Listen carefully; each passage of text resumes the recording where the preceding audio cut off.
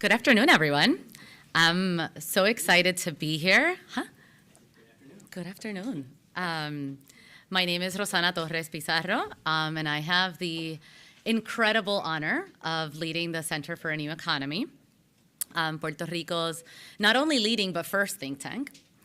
I'd like to take a moment to thank everyone at the Tobin Center. I'm not going to say out names because I may miss one, and everybody here has just been so fabulous to work with, so thank you so much for hosting us here. It's been great to get a little bit of reprieve from the Puerto Rico heat and be in this like amazing fall weather, so thank you so much for hosting us here. Before we get into it, want to lay out a couple of ground rules. Silence your phones, please. Not only do they interrupt our train of thought for the panelists that we'll have here today, but this will also be recorded, and so don't want the ringtones in the future recording. Because we do have a lot of ground to cover, you'll notice in the agenda there are no specific breaks. We will add one at the beginning, the end of the first panel. But please note, bathrooms are limited. And so if you do need a restroom, coffee break, feel free to also get up on your own. And the bathrooms are around the corner, should have mentioned that. And so with that, I want to thank you for dedicating not just a Friday, but a Friday afternoon of a long weekend to talk about the economy, about Puerto Rico's economy, at the Center for a New Economy at CNE. This is what we do on a daily basis, so we love to talk about Puerto Rico's economy, but we realize that on a Friday before a long weekend, this is quite the honor of having you join us. Just a little bit about what we do. We study, we design, and we advocate for sound public policy for Puerto Rico. We are an independent, nonpartisan organization that focuses solely, our main mission is to provide real and lasting solutions for Puerto Rico's many and complex challenges. That vision has guided us for the past 26 years, and it's what keeps us moving forward with our heads held high and very optimistic about the future.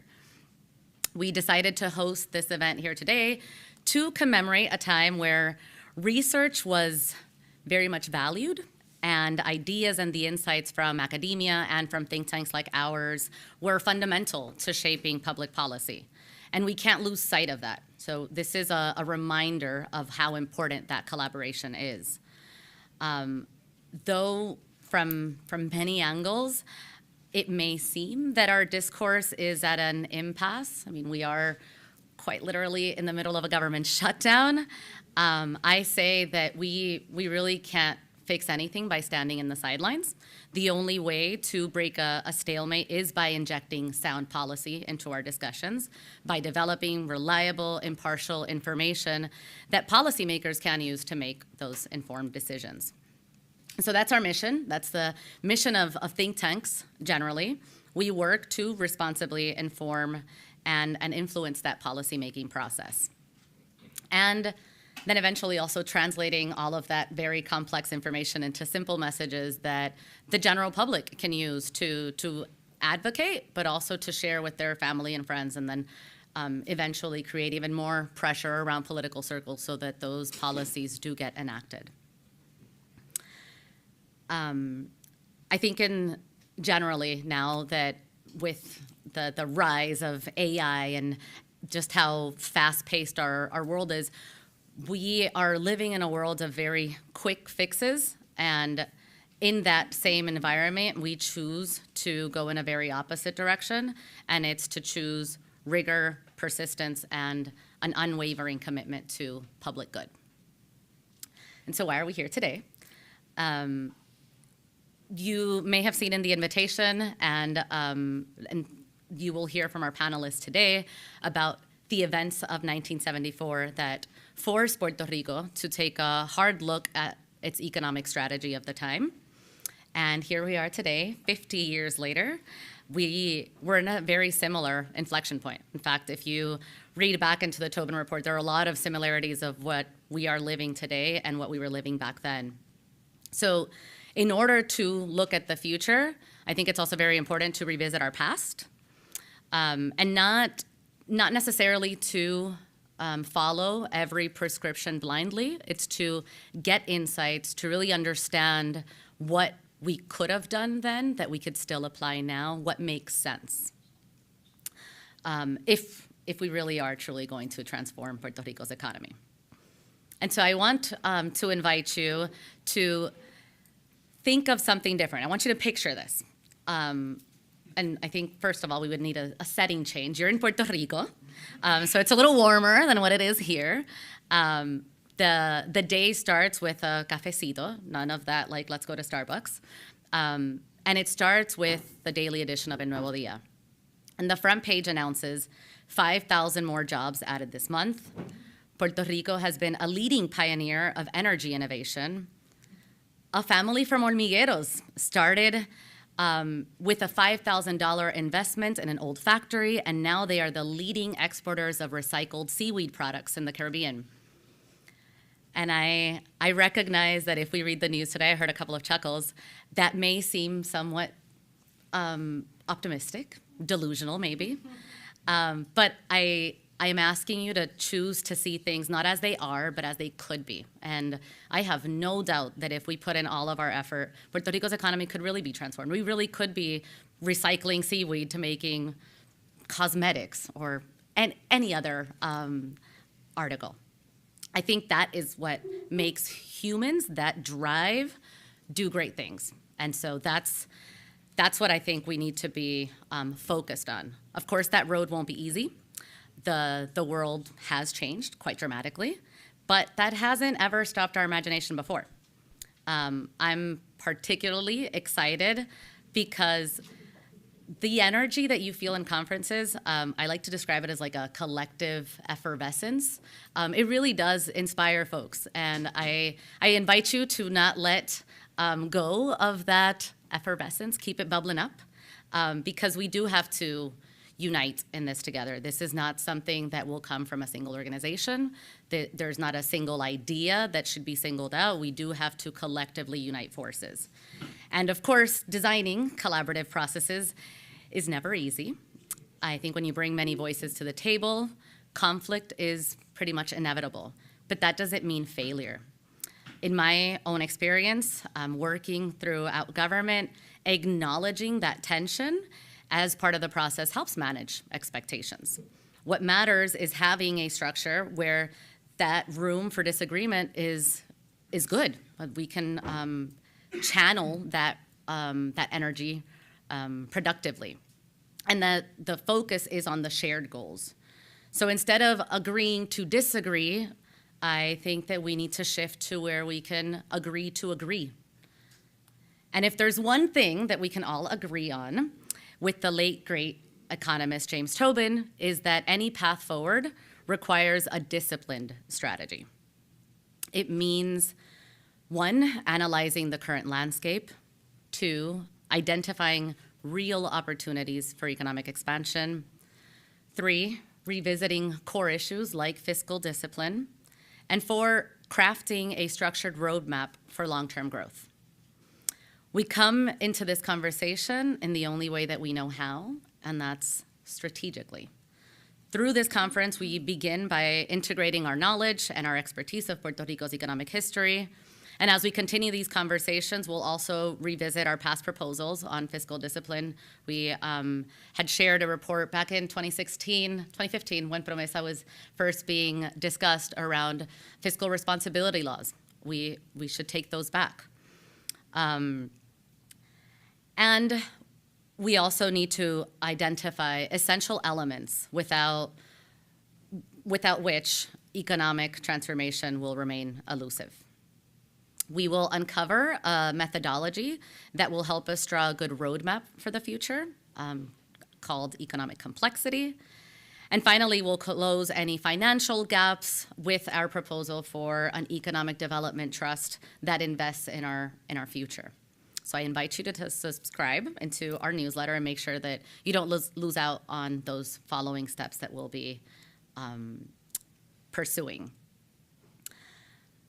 Many of those next steps will happen in collaboration with many stakeholders, some of which are here today, officials from both sides of political parties in Puerto Rico, economists from different disciplines, and private sector leaders. Without hesitation, every one of the speakers that you'll hear from today said yes from the get-go, and I think that's also, one, it speaks to our convening power, but two, it also means that there is a shared spirit of getting this right, of transforming Puerto Rico's economy. And so with that, I want to go ahead and get started. Want to introduce our first guest that will be joining us more virtually due to government shutdown. But the Honorable Pablo José Hernández is Puerto Rico's youngest ever resident commissioner and was elected in 2024 with the highest vote count of any official. He represents the island in the U.S. Congress, focusing on economic development, equity in federal programs, and infrastructure rebuilding. A graduate of Stanford Law School, he previously worked in the governor's office in Puerto Rico, clerked for Judge Gustavo Helpi at the U.S. Court of Appeals for the First Circuit, and held roles in both legal practice and tech policy in Washington, D.C. He is the author of several books around Puerto Rico's history and political status. And if you can join me in looking at the monitors for a message from him. Distinguished members of the CNE, Yale University, and the Puerto Rican community, I regret that I wasn't able to join you in person today. I looked forward to speaking at this event commemorating the 50th anniversary of the Tobin Report. Unfortunately, the government shutdown disrupted my ability to do so. Nevertheless, I wanted to share a few reflections as you gather to discuss the past, present, and future of Puerto Rico's economy through the lens of the Tobin Report. And I'd like to focus on leadership and how the Tobin Report offers timeless lessons on what effective leadership looks like in difficult times. Lesson 1, surround yourself with experts. We live in an age where too many politicians wage war against academia, intellectuals, and expertise. It was not always that way. True intelligence is not knowing everything, it's knowing that there is much you don't know. In 1974, Governor Rafael Hernández Colón showed that kind of intelligence. He turned to one of the world's leading economists, Professor James Tobin, to help Puerto Rico navigate its fiscal crisis. The committee Tobin led embodied the belief that good policy begins with good knowledge. Lesson 2, have the courage to make tough decisions. The Tobin's report recommendations were politically toxic. Reduce government spending, stop pay increases, raise taxes, even limit certain labor benefits. At the time, the newspaper El Mundo warned that accepting these recommendations would not help the governor politically. Yet he didn't hide from them. He faced the public and said, quote, "We must make grave decisions that will affect everyone." And he did. Among his measures was a special tax famously nicknamed La Vampirita, the little vampire, because it seemed to suck money straight from people's pockets. But neither Tobin nor Hernández Colón let grim numbers extinguish their hope. And here comes lesson 3. Be realistic, but also be optimistic. As journalist A.W. Maldonado wrote at the time, quote, "The report is essentially optimistic. Tobin and his committee believe Puerto Rico can emerge from this crisis." That belief was powerful, especially for those who feared it was already too late. Decades later, Hernández Colón revisited those lessons. In a 2009 column written after the government laid off 16,000 employees, he reflected that, quote, "We were headed for this moment of truth a long time ago." He described how the island recovered in the 1970s and 80s after implementing Tobin's recommendations, but later faltered when leaders overcommitted resources and abandoned fiscal discipline in the 90s and early 2000s. Yet even in that difficult moment, he ended with hope. He wrote, "The painful experience we are undergoing could yield a fruitful lesson that would take our politics to another level." When I reread his words ahead of this gathering, I first thought his hope had not materialized. It's been 16 years. Then I realized it's not necessarily a question of if, but when. At 34, I belong to the generation that came of age amid austerity, not abundance. a generation that has seen too many short-term bets and long-term suffering. I regret not being with you today, but I deeply appreciate your effort to learn from the Tobin experience, and I look forward to working together to bridge academia, civil society, and the public sector in pursuit of a brighter future for Puerto Rico's economy. Thank you. As he mentioned, he's unable to join us today for the government shutdown. Yes, round of applause.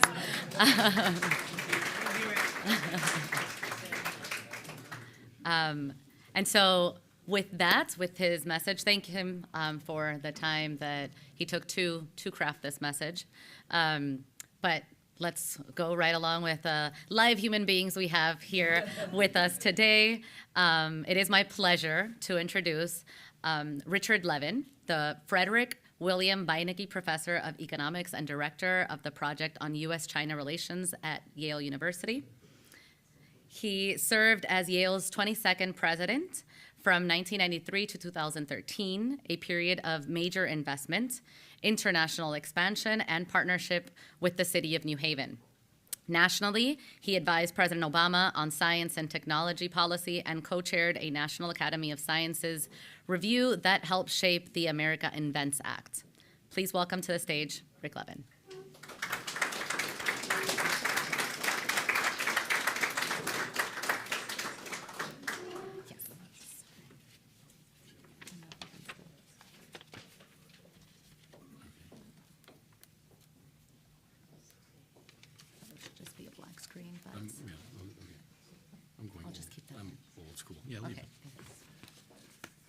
Well, good afternoon, everyone. I'm here to tell you a little bit about the person who you are remembering today, who was behind the Tobin Report. I was a student and a colleague of Jim Tobin for 32 years, from the time I came to graduate school here at Yale in 1970 until his death in 2002. For me, as for hundreds of students and colleagues, Jim Tobin was a model and an inspiration.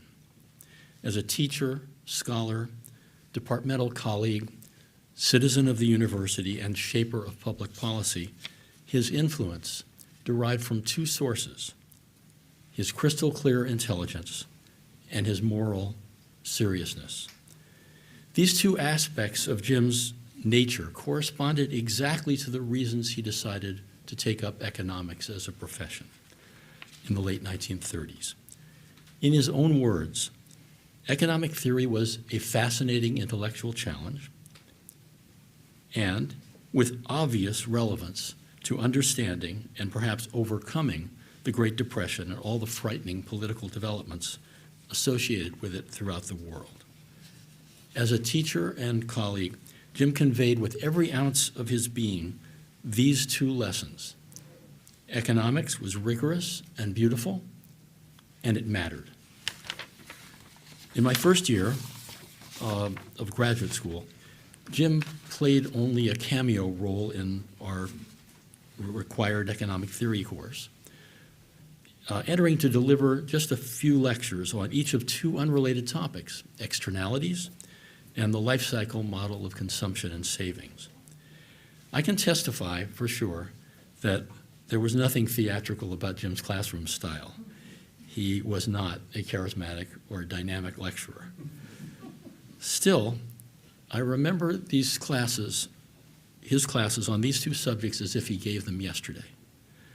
We were terrified novices in his presence, but he nonetheless began every class as Socrates, posing questions as if he expected us to have the answers. Miraculously, he would turn every wandering answer toward true north as he moved from being questioner to lecturer. He was so clear, so coherent, so perfect that one understood not only the particular models he explicated and their limitations, but how one might ask and answer a large family of questions in the same conceptual neighborhood. It seems astonishing to say this, but in two classes on the life cycle model, I believe Jim gave us all we needed to understand every argument that has been offered in the past 50 years of debate on funding the Social Security system. As a colleague and sometimes departmental chair, Jim set the tone for us all. His passion for both the beauty and relevance of economics inspired and motivated nearly all the junior faculty of my generation and those that preceded it. Even for those of us working at some distance from Jim's principal areas of interest, he was our intellectual hero. Though none of us traveled so far, we all followed in his path. Jim also taught us how to be citizens of this university, any university. I was fortunate early in my career to serve on a committee that came to bear his name, charged in 1980 with reconsidering all aspects and procedures, all aspects of the procedures and criteria for appointing and promoting faculty. For Jim, such a task required the same high level of intellectual rigor and moral seriousness as any work of scholarship. The Tobin Report, as this report was called here at Yale, not your Tobin Report, but another Tobin Report, was more than a set of recommendations. It is a wise and learned treatise on how a great university develops its faculty, how it should fairly balance such competing considerations as demonstrated scholarly achievement, potential future scholarship, teaching, and citizenship.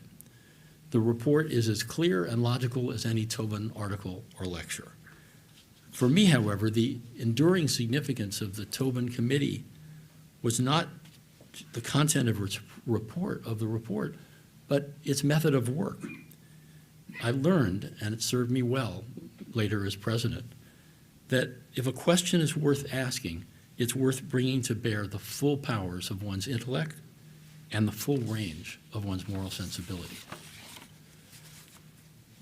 The concern for the welfare of ordinary people that led Jim to become an economist permeated his thinking about the world.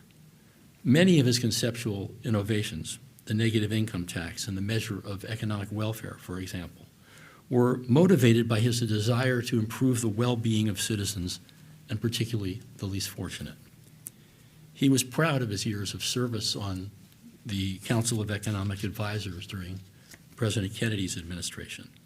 He was especially proud of laying the foundation for what became major tax legislation after he left, and of encouraging the Federal Reserve to stimulate investment by embarking upon Operation Twist, as it was then called, a technique rediscovered a half century later by Ben Bernanke in response to the great financial crisis. I was not involved at all with Jim's work on Puerto Rico, but I am aware that it was controversial. However austere his recommendations may have seemed at the time, I'm confident that his intentions were for Puerto Rico to flourish and for all citizens to share in its growth. Jim's passion for creative policy design never ceased. For decades, in our daily gatherings for morning coffee next door here at the Coles Foundation, Jim kept us abreast of his thinking on economic policy issues of the day. There was plenty of debate among the regulars at coffee: Bill Brainerd, Bill Nordhaus, Ray Fair, Martin Shubik, and Herb Scarf, among others. But Jim would almost always, by rigorous analysis, win the argument. Jim Tobin was in a class by himself, possessing virtues rarely combined in the same person. He was a towering scholar and a moral hero. I'm delighted that you've all gathered here to remember his work. Thank you.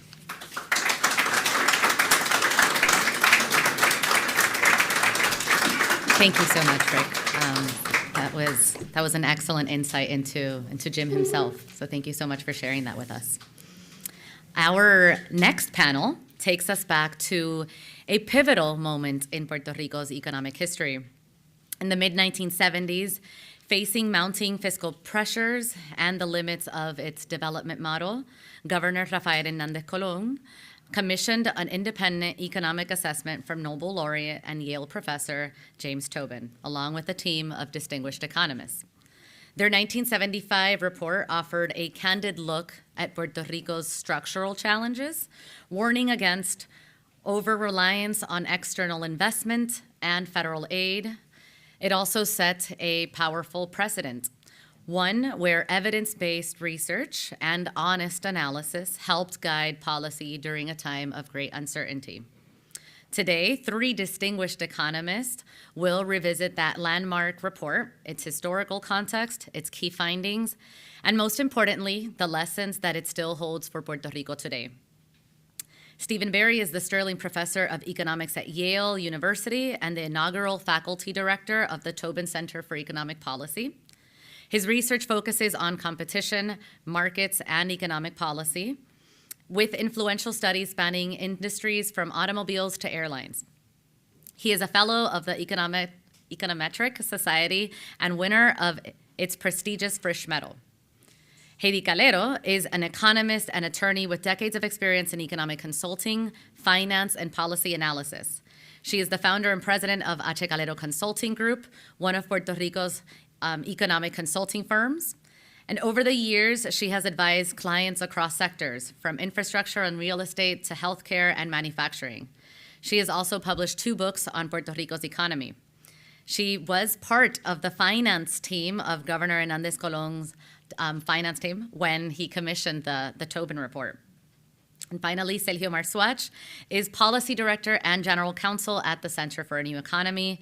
He has extensive experience in both government and the private sector. And his work on Puerto Rico's fiscal and economic issues has been featured in many international outlets and pretty much on a daily basis in Puerto Rico's news. Please join me in welcoming to the stage here Professor Stephen Berry, Heidie Calero, and Sergio Marxuach.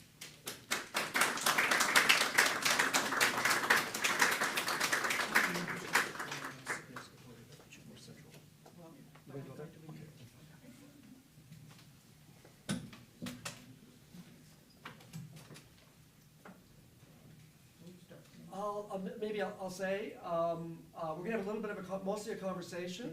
Thank you, excellent. We're mostly gonna have a conversation here.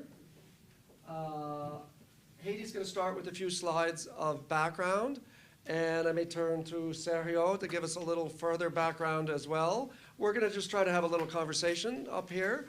I should say that I am expert on exactly none of the topics that we are discussing today. I am an economist, so when I ask a question, it's sincere. I actually want to hear the answer to that question. So we'll have a little discussion up here, and then at the end, I think we'll turn it over to some questions from you. We might collect a few and answer them, and also get a little conversation going back and forth between those of us at the front of the room and those of us up here. But we are going to start, I think, with some probably necessary background, a little scene setting from Heidie. So that's right. Yeah. Good afternoon, everybody. Thank you for having me for this invite, which is really exceptional, at least for me. And it's so nice to see so many young faces, also garnered with some not so young, but at least charged with years. So I cannot say it's a Holocaust survivor, but I was a survivor because I did work on the, at this time I was with the Office of Management and Budget. I had just returned from my graduate studies in the University of York in England, so it was a fascinating time to see economics at work. So what I'm going to do with these slides is just to give you a taste, so as to set up the background for what seems to be, I hope it's an interactive conversation. So Rafael Hernández Colón was a new governor. He was 36 years old, so quite young to be, and at a time when it was very, very convulsive. And what we had was the Arabs described it or discovered the black gold, which was the oil. And what happened in 1973 was this first oil shock in our modern economy. You see there the prices, how they went up. They paled to what later on have been the dollar per barrel. But at least in the 1950s and 70s, it was sort of stable at $2.57 a barrel. And then it just shot up to 100% in 1973. and then the second oil shock back in 81, 82, and 83 to almost $36 a barrel. Real growth at the time in that economy. Notice this red line that you see there. That's Puerto Rico's real GNP growth, taking inflation out. But you notice that it was far higher than the blue line, which is the real GNP growth of the U.S., also in our fiscal year. So Puerto Rico's was really growing at a clip of 8-9%. It was the golden years of the 1960s. Then what happened with the first oil shock was this decline in the economy. And from 1974 to 1983, Puerto Rico's average real growth was 1.3%, whereas the U.S. was still higher, 2.2%. That was not what was happening in the 1960s, where Puerto Rico's growth was really a young economy and much higher growth than the U.S. And notice that yellow line that you see there, that average public debt was $6.4 billion. Wow. Times have changed, huh? Then James Tobin was retained by Governor Hernández Colón because he was concerned about all the things that were happening in this economy. As I said, he was a young governor and faced with these economic and financial challenges, and he was very concerned about making a legacy. And so he retained James Tobin and a very distinguished group of economists. And these were some of the recommendations, which you may agree or not agree, but at the time they were really oriented towards policies that the government of Puerto Rico was to implement. So they limit government expenses and pay increases to increase tax revenues, develop operating surpluses in public corporations, limit growth of public debt below GNP growth, adopt measures to train and employ youths, generate restraint on wages, incentivate investment and jobs by tax-exempt firms, and then the final one, create jobs through investment by private industry. These were the recommendations at a very high level that I am presenting here. Let's see what happened. Were they followed?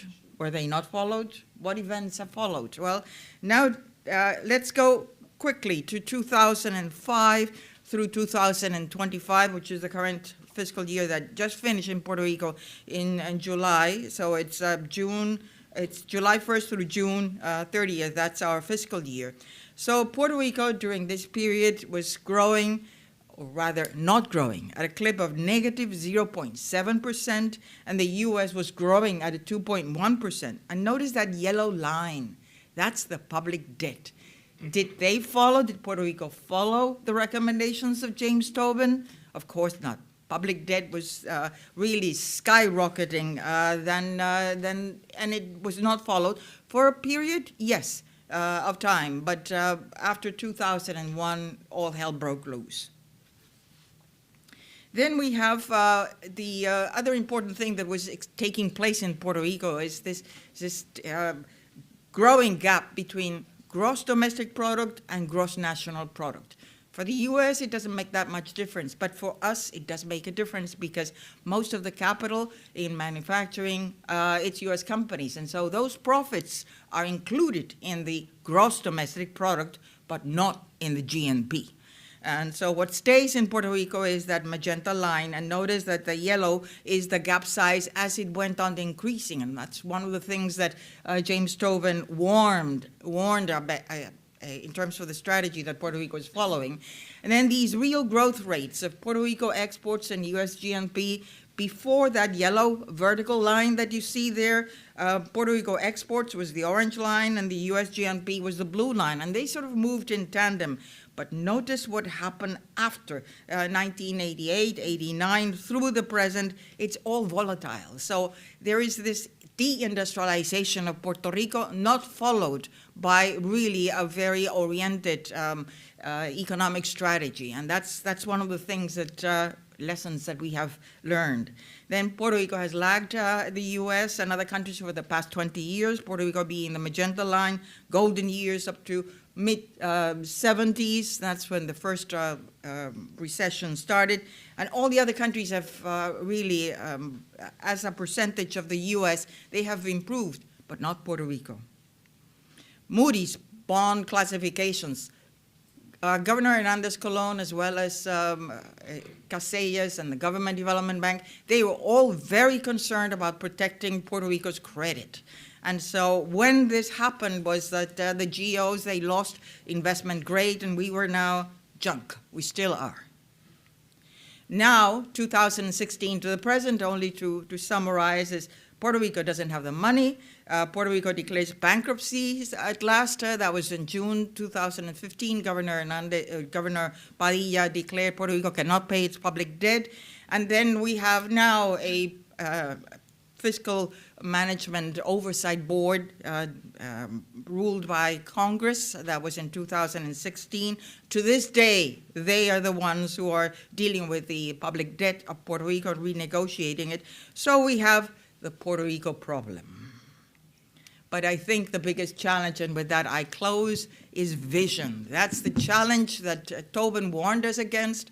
I think that was the concern that Governor Hernández Colón and other governors have also had. But we still face that challenge, and that is going to really persecute us for many, many years to come. Thank you. Thanks, Heidie. So, Sergio, we've heard a bit about the problems facing Puerto Rico particularly, but maybe you could elaborate for us a little bit about the sort of broader macroeconomic context in the world and why these are in fact difficult problems and difficult problems at the time? Yes. Thank you very much for the opportunity, and thank you for all of you being here.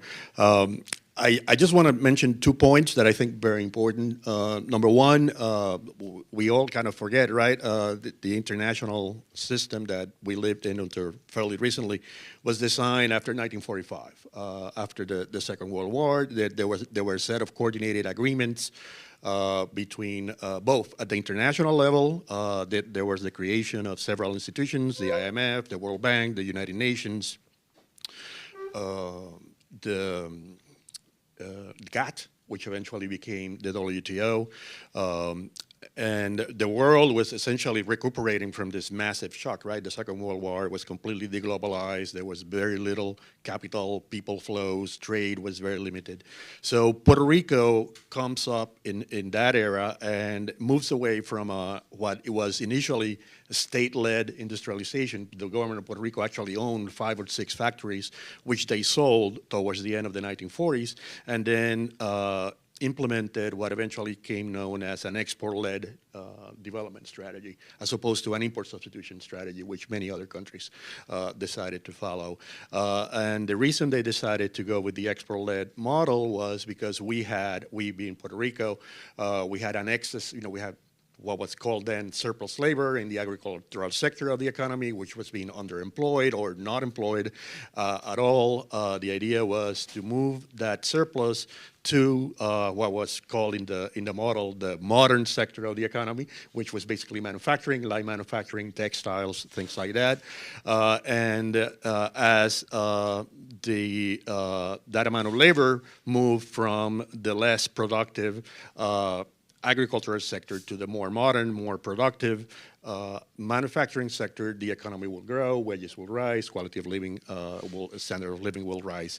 And that essentially pretty much worked for 30 years. And I there are some caveats. It was not perfect. There were still high unemployment levels, partly because we were losing more jobs in the agricultural sector faster than we were creating new jobs in the new manufacturing sector. So poverty rates, unemployment rates were still relatively high. Quality of living did increase significantly, though, for the average citizen in Puerto Rico, as measured by most standards, including, schooling attainment, life expectancy, physicians per 100,000 people, all the standard human development indicators show significant improvement between 1945 and 1975. That's where we come to this inflection point, not only in Puerto Rico's history, but I think really in global economic history. The whole Bretton Woods agreement was being challenged since the late 60s. It was interesting doing research for this. You come across phrases that were used by Valéry Giscard. It's like the U.S. had this exorbitant privilege, right, of being the world reserve currency, the Triffin dilemma about, how the U.S. faced this dilemma of providing world currency, but at the same time, in order to do that, you had to run a balance of payment deficit, which will eventually undermine the stability of your own currency. Nixon takes away convertibility for gold from the dollar in 1971. So we were already facing a whole bunch of problems at the global level.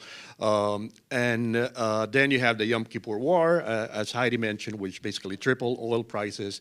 And then it was a real aha moment for the entire world. Basically, the entire field of macroeconomics had been developing since 1930s to deal with deflation, with shocks to the demand side of the equation, not necessarily looking at the supply side. And here we had, for the first time, this massive inflation coupled with high unemployment, which, according to some theories, was technically impossible, or at least highly unlikely, let's put it that way. But it did happen nonetheless, right? And it took the whole discipline of economics by surprise. I remember taking classes here with Professor Norhaus, and he still talked about it in the 90s. It's like we really had a tough time dealing with this combination because traditional economic tools would essentially make inflation worse by stoking demand. So it's in that environment, which I think it's a very difficult environment, and we have to have a little bit of grace with the people who are dealing with this situation. It was until then unseen, right? At least in the Western world, and it is in that environment that Rafael Hernández Colón then brings a couple of economists from the mainland. It bears mentioning that the Tobin Committee was only one committee. He actually set up 3 working groups. One was basically advisors from his own cabinet, the Treasury, the Puerto Rico Treasury Secretary, the Puerto Rico Director of Budget and Management and Budget, the Director of what was then known as Fomento, which is the agency in charge of industrial promotion. The second committee was the one that Heidie worked in, which is the Strategic Committee, which was in charge of coming up with a growth strategy for Puerto Rico, with a development strategy for the island. And then the Tobin Committee, which touched a little bit on the macro growth side, but it's mostly a finance-oriented report. It's mostly how do we get back to the bond markets.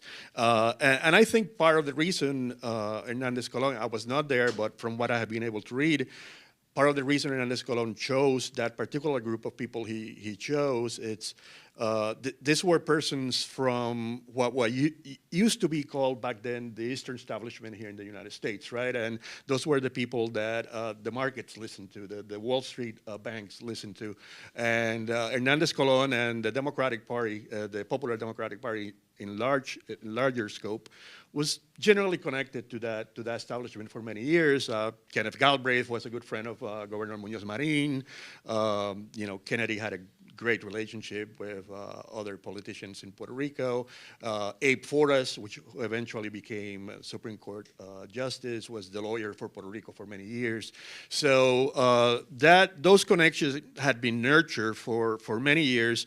And Hernández Colón, I think, realized that he needed a group of people to speak not only to Puerto Rico and Puerto Rican politicians, but most importantly to the audience here in New York and Washington specifically. And the old-fashioned word that was used, these people had gravitas, right? They were, for better or for worse, there have been a lot of criticisms, right, of that Eastern establishment. It was mostly Yale, white and male, and it's true. So it was limited in its perspective, but nonetheless, it counted with some serious intellectual firepower that could be used to make certain arguments about Puerto Rico, and that's what he did. That's what he brought to the table.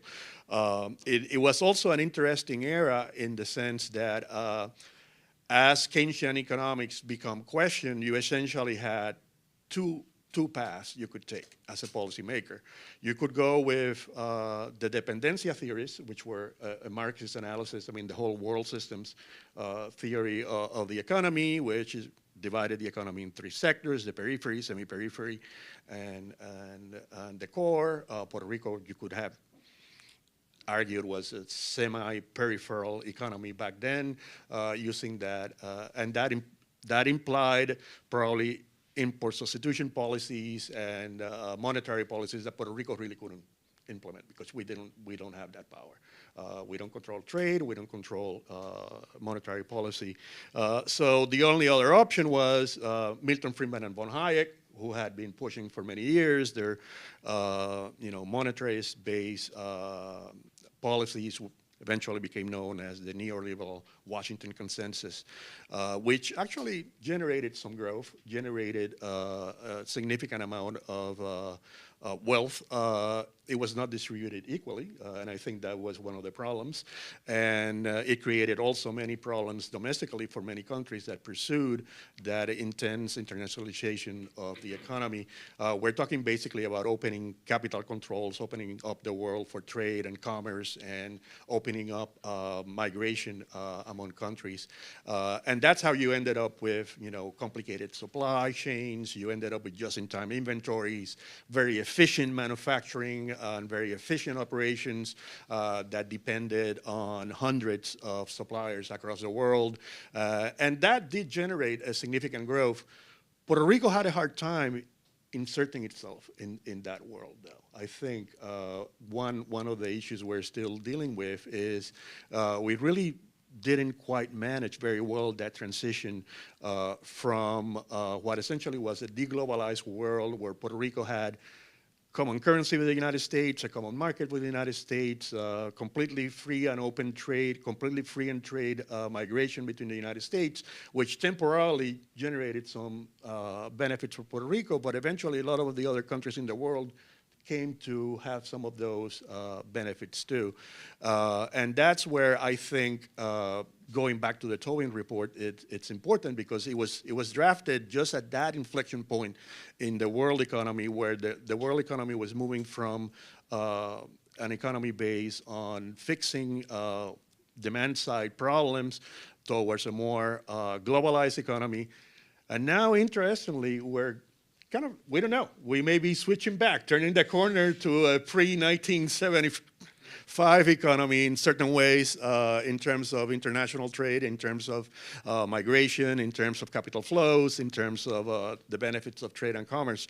So who knows? I do not know. We're at another one of those points. But the interesting thing is that Tobin, who was known most of his life as a Keynesian, and one of the makers, right, one of the authors of the neoclassical synthesis between Keynesianism and neoclassical economies, up there with Solow and Samuelson, was pretty frank and open in what he was recommending to the government of Puerto Rico. I mean, he was recommending a package of austerity, and he was out in the open saying it, like, this is a new ball game, guys. This is what we have to do in order to be successful. Taking into account, again, that Puerto Rico does not have monetary policy. It has no control over its trade policy. We only have fiscal policy. And that, it's somewhat limited also by the debt markets, and obviously taxes and expenditures have certain limits, right?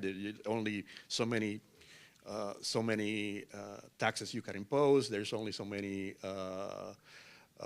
things you can tax in an economy. So I think that it's important to keep those two things in mind. One, at some point, the model actually did work. There was actually some method to the madness.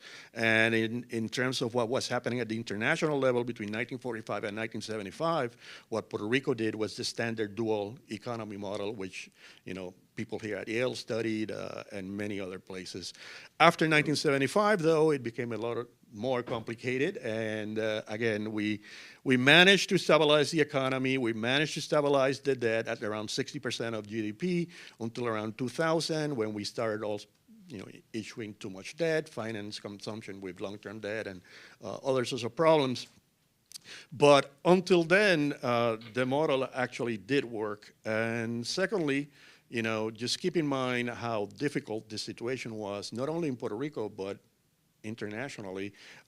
Nobody really was prepared for this kind of crisis, and everybody had to improvise out of a sudden. So, Yeah, so that's really helpful, and even I understand, right, that moment in time was a really difficult moment around the world. That the French talk about the 30 glorious years that ended then, and so this was very much an international issue that everyone was in crisis at that moment. Heidie, we've talked a little bit about the things that are a little more specific to Puerto Rico. I don't know if you have any more to add to that, and maybe good. And sort of how did that lead to the scope of the report that was commissioned, right? Because there were certain questions given to this committee, and in the more particular context of Puerto Rico. Can you talk about that maybe a little bit? I think that what Tobin, can I have the? Yep. What Dr. James Tobin did was, in terms of the scope of work, when he met with Governor Hernández Colón and other members of the cabinet, was what is our scope of work? What is it that you're pursuing? And I think that what Hernández Colón suggested was, hey, we do need to address this broad fiscal and financial aspects of Puerto Rico's economic future. Things were not bad because of the oil recession in 1975. They started long before that, back in 1969. So, as I said, a period of great growth in Puerto Rico, but at the same time, it was so fast that we started growing more dependent on, and still do, on foreign investment, which is the U.S. We started depending more and more. It's almost 44% of GNP in Puerto Rico is federal transfers, and that includes Social Security and Medicare, for which we pay. They are not just grants. But anyway, it's a big force, what is happening now. And so what the key concern, as I said before, was what was the economic and financial strategies of the past 2 decades that no longer worked in Puerto Rico. So that was the big challenge. And as I said, he was very concerned, Hernández Colón, about really, since public debt was so important, even though it was small levels, but it was very important that Puerto Rico really maintain its credit standing, something that we didn't do. Because one of the things that Tobin said was, look, you have to keep your GNP growth and debt more or less at the same time, but the debt should grow less than growth. And in 1971 to 76, GNP grew on average 8.3%, and the debt grew 22.7%. That's the big oil shock and all that stuff. Then 1977 to 2001, we had some stability. They did follow after Hernández Colón, and this is one lesson that doesn't appear in the Tobin Report or in many other reports, but one lesson that Governor Hernández Colón learned was he lost the election. He did follow the austerity measures. He tried to do the best thing in terms of that development strategy. Hey, history said, no, you're not going to be reelected. So he was not elected the following administration, but he did come back, and he served for 2 terms. And of course, he learned his lesson. Austerity measures, go slow, go slow. Otherwise, it's going to cost me my job. Well, in 1977 to 2001, GNP growth on average was 7.4%. And the debt was 6.3%, so below. That was one of Tobin's recommendations. 2002 to 2014, GNP, this is all in nominal growth, not real terms, was 3.3, but the debt was already growing at 7.9%, so at twice that clip. And then 2015 through 2024, GNP was growing nominally. In real terms, it was negative, 2.3%, but the debt, because of 2015 that the governor said Puerto Rico can no longer pay its debt, it's now negative 3.3, but it's not because of fiscal management. It's really, the reality was you had now a supervisory board which renegotiates the public debt, and we can have another panel discussion about the tributes and the contributions of this board, but never mind, I'm not going to talk about that. But Puerto Rico's difficulties really arose at the time. The oil prices, which skyrocketed, as I depicted in one of the slides. The prices of agricultural products also went skyrocketing. Federal anti-inflationary policies, what they did in the U.S. did not necessarily favor Puerto Rico, and then the US and global recession. All of this was happening at the same time. So a lot on Governor Hernández Colón's plate. And as Tobin recognized, very little scope for financial policies insulating the island. So Puerto Rico has little control about all these external events. And what little control it had, it just mismanaged. And that's one of the important things. The fiscal austerity measures were tax revenues increase, control government expenses, limit the public debt, keep new debt, 150 million a year. You know how much it increased? Well, on average, 1974 to 1983, public debt increased compared to the 1970-73 period by $4 billion on an annual basis. Not 150, not 300 million. Then the next one, 1984 to 2004, public debt increased by $12 billion. Never mind the 150 or 300 million, long gone. And then 2005 through 2025, guess what? $40 billion increase in public debt. It's scary, very scary. And that almost represented 54% of Puerto Rico's GNP. So yes, a lot was going on, and certainly GDP was downgraded from its bonds, same thing for all the GO bonds. And Puerto Rico had been a model debtor for decades. And then suddenly, it was just this hairy Frankenstein, you know. And that was a great concern for Governor Hernández Colón and his cabinet. Since the mid-2000s, Commonwealth credit image was tarnished, fiscal mismanagement by not adjusting to structural change in this economy. And that's important because we all focus on the external events, but there was an internal deindustrialization of Puerto Rico. This was before the strategy of manufacturing by invitation. Then it started changing because the U.S. economy and the world was changing. There was more free trade. Puerto Rico had been protected because it had the market to itself. That changed. Labor was an advantage. But minimum wage came along.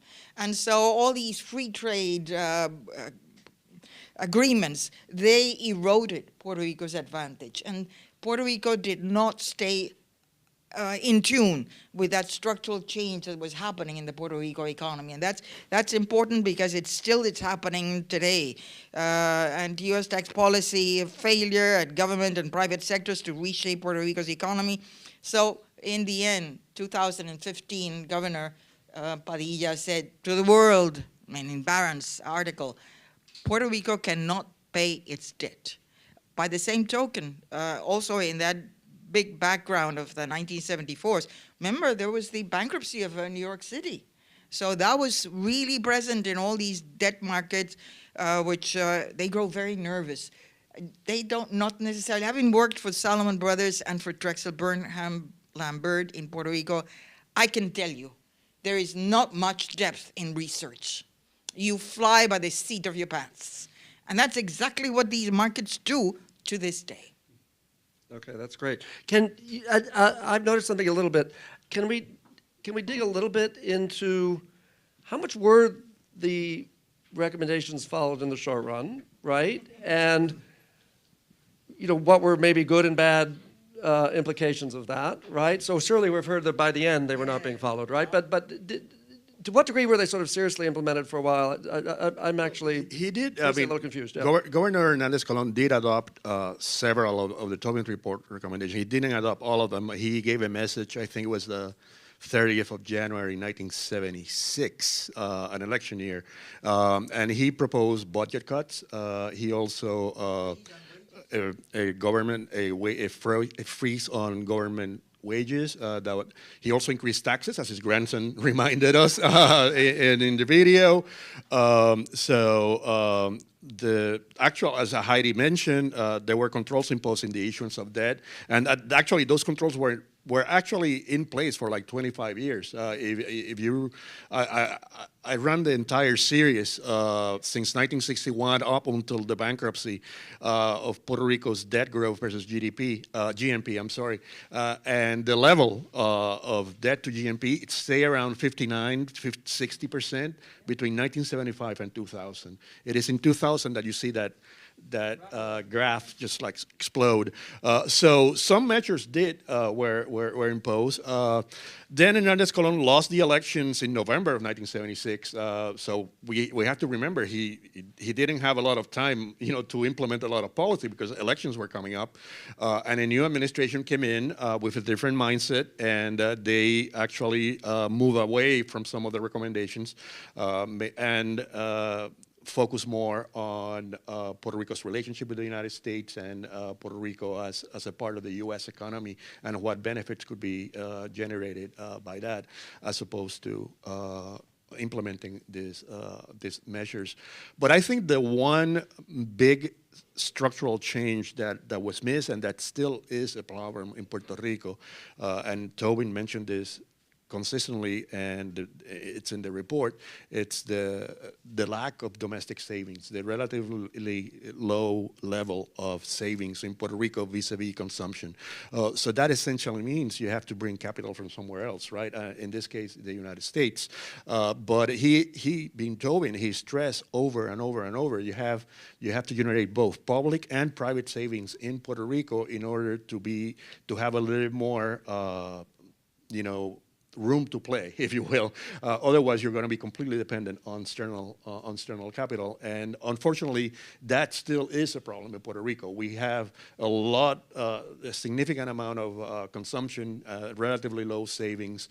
That structural change has not been made. I think part of that could be related to the fact that we happen to have a currency that's a lot stronger than our economic fundamentals will run generally because we have the US dollar, and that permits a significament amount of consumption relative to if we had the Puerto Rican peso. Yeah, that would have other problems, right? But right. So again, I'm going to be the naive non-macroeconomist. Is the internal savings rate in Puerto Rico something the government, given that it doesn't have its own currency, given that it doesn't have its own central bank, right?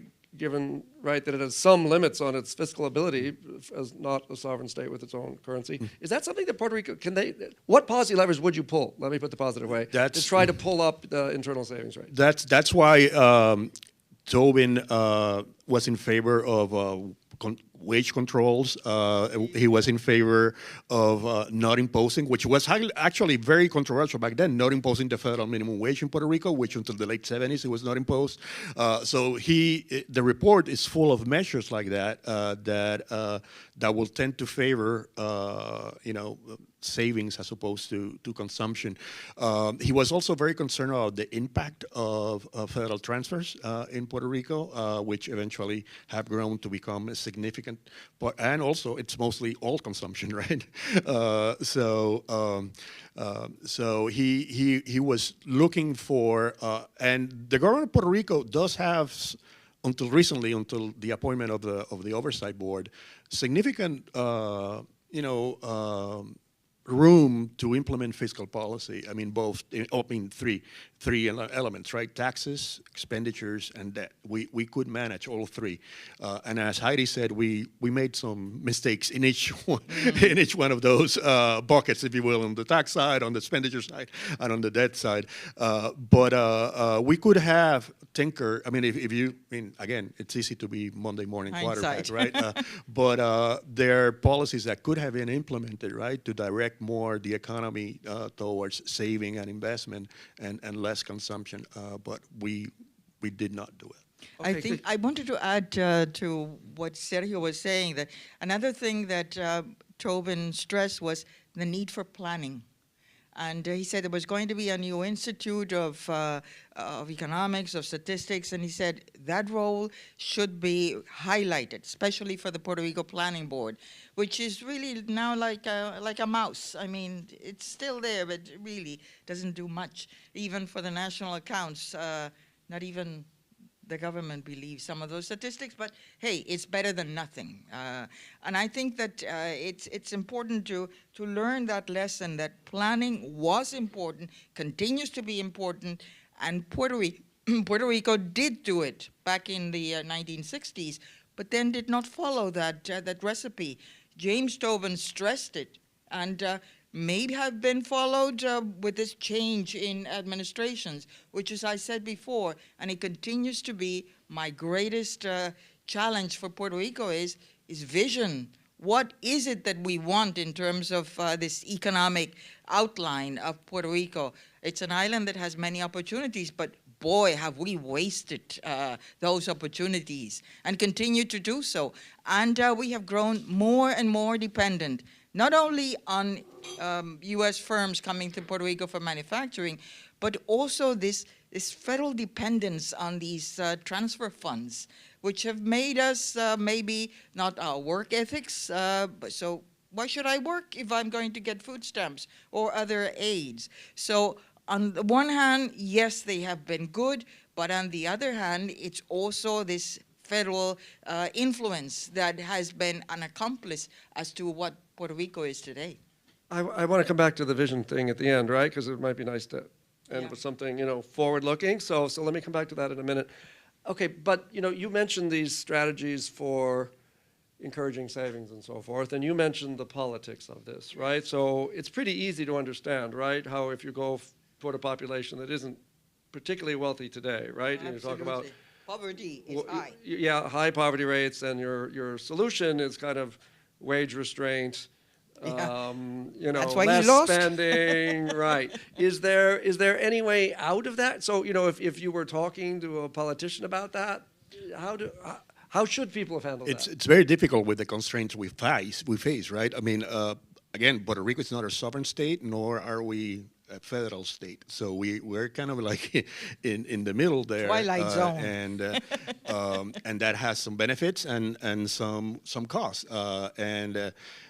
It's very hard to think of a counterfactual that you could implement given those constraints, right? You basically are subject to federal policies but have no representation in Congress, right?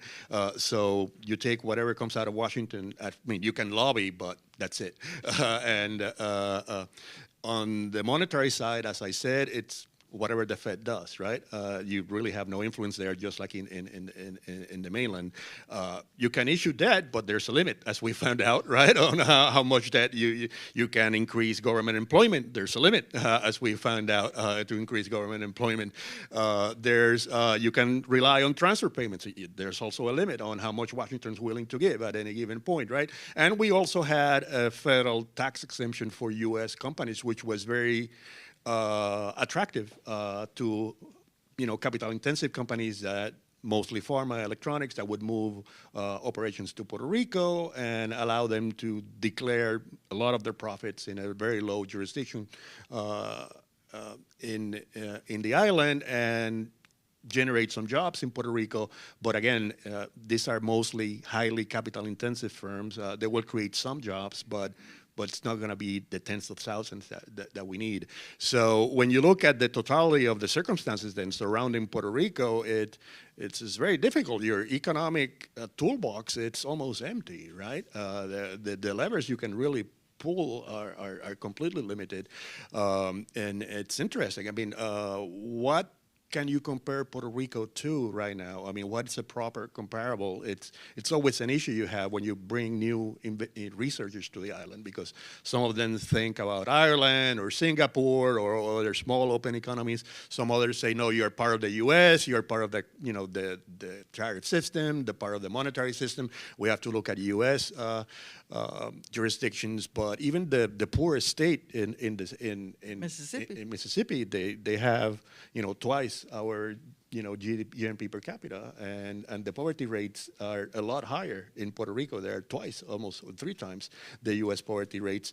So I remember talking with this specific issue with Joe Stiglitz in his office in Colombia about 10 years ago, and Stiglitz said, you should look at, and this is actually what I found interesting, you should look at places that have been deindustrialized, like the Rust Belt counties in Michigan and Ohio and West Virginia, that have high poverty, low employment rates, are part of the United States, but still have been trapped in this low growth, low employment trap, if you will. And that was interesting. Doing that analysis, there are some counties in places like Michigan, in places like Ohio, in places like West Virginia, where you can see, not that that is good. I mean, I'm just saying that it is a problem that certain regions in the United States are facing too, right? They also don't have a lot of those tools. They do have representation in Congress, but apparently hasn't been very effective in helping them, at least until recently. So what can you really do is very hard. I mean, when you put yourself in the pilot seat, you don't have a lot of things. To be honest, I mean, that are in your typical economic toolbox. But in Puerto Rico's feather cap, there was one important thing that this tiny island of 35 by 100 miles did, and that was the connection of Congress, and that was Section 936 of the U.S. Tax Code. Back in 1976, I remember Secretary Salvador Casellas, who has long died, and he and Miguel Antonio Ferrer, they were pinching themselves when they were coming back from this achievement. And they said, really, have we achieved that? The US tax code, Section 936, allowed these companies from the US to come to Puerto Rico, manufacture in Puerto Rico, and the profits, they were tax-free.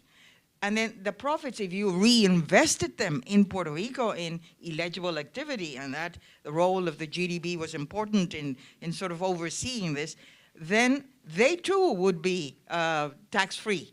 And you would only pay a toll gate tax. So in a feather cap, for this tiny island, achieved it. It's true, we do not have control of many things. We do not have control of federal programs. We would like to change them in terms of things that would make more sense for Puerto Rico. But you know how federal bureaucracy is. So you take it or you leave it.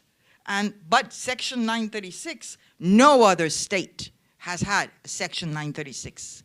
And of course, Section 936 was a big stumbling block, again, for politics, for statehood.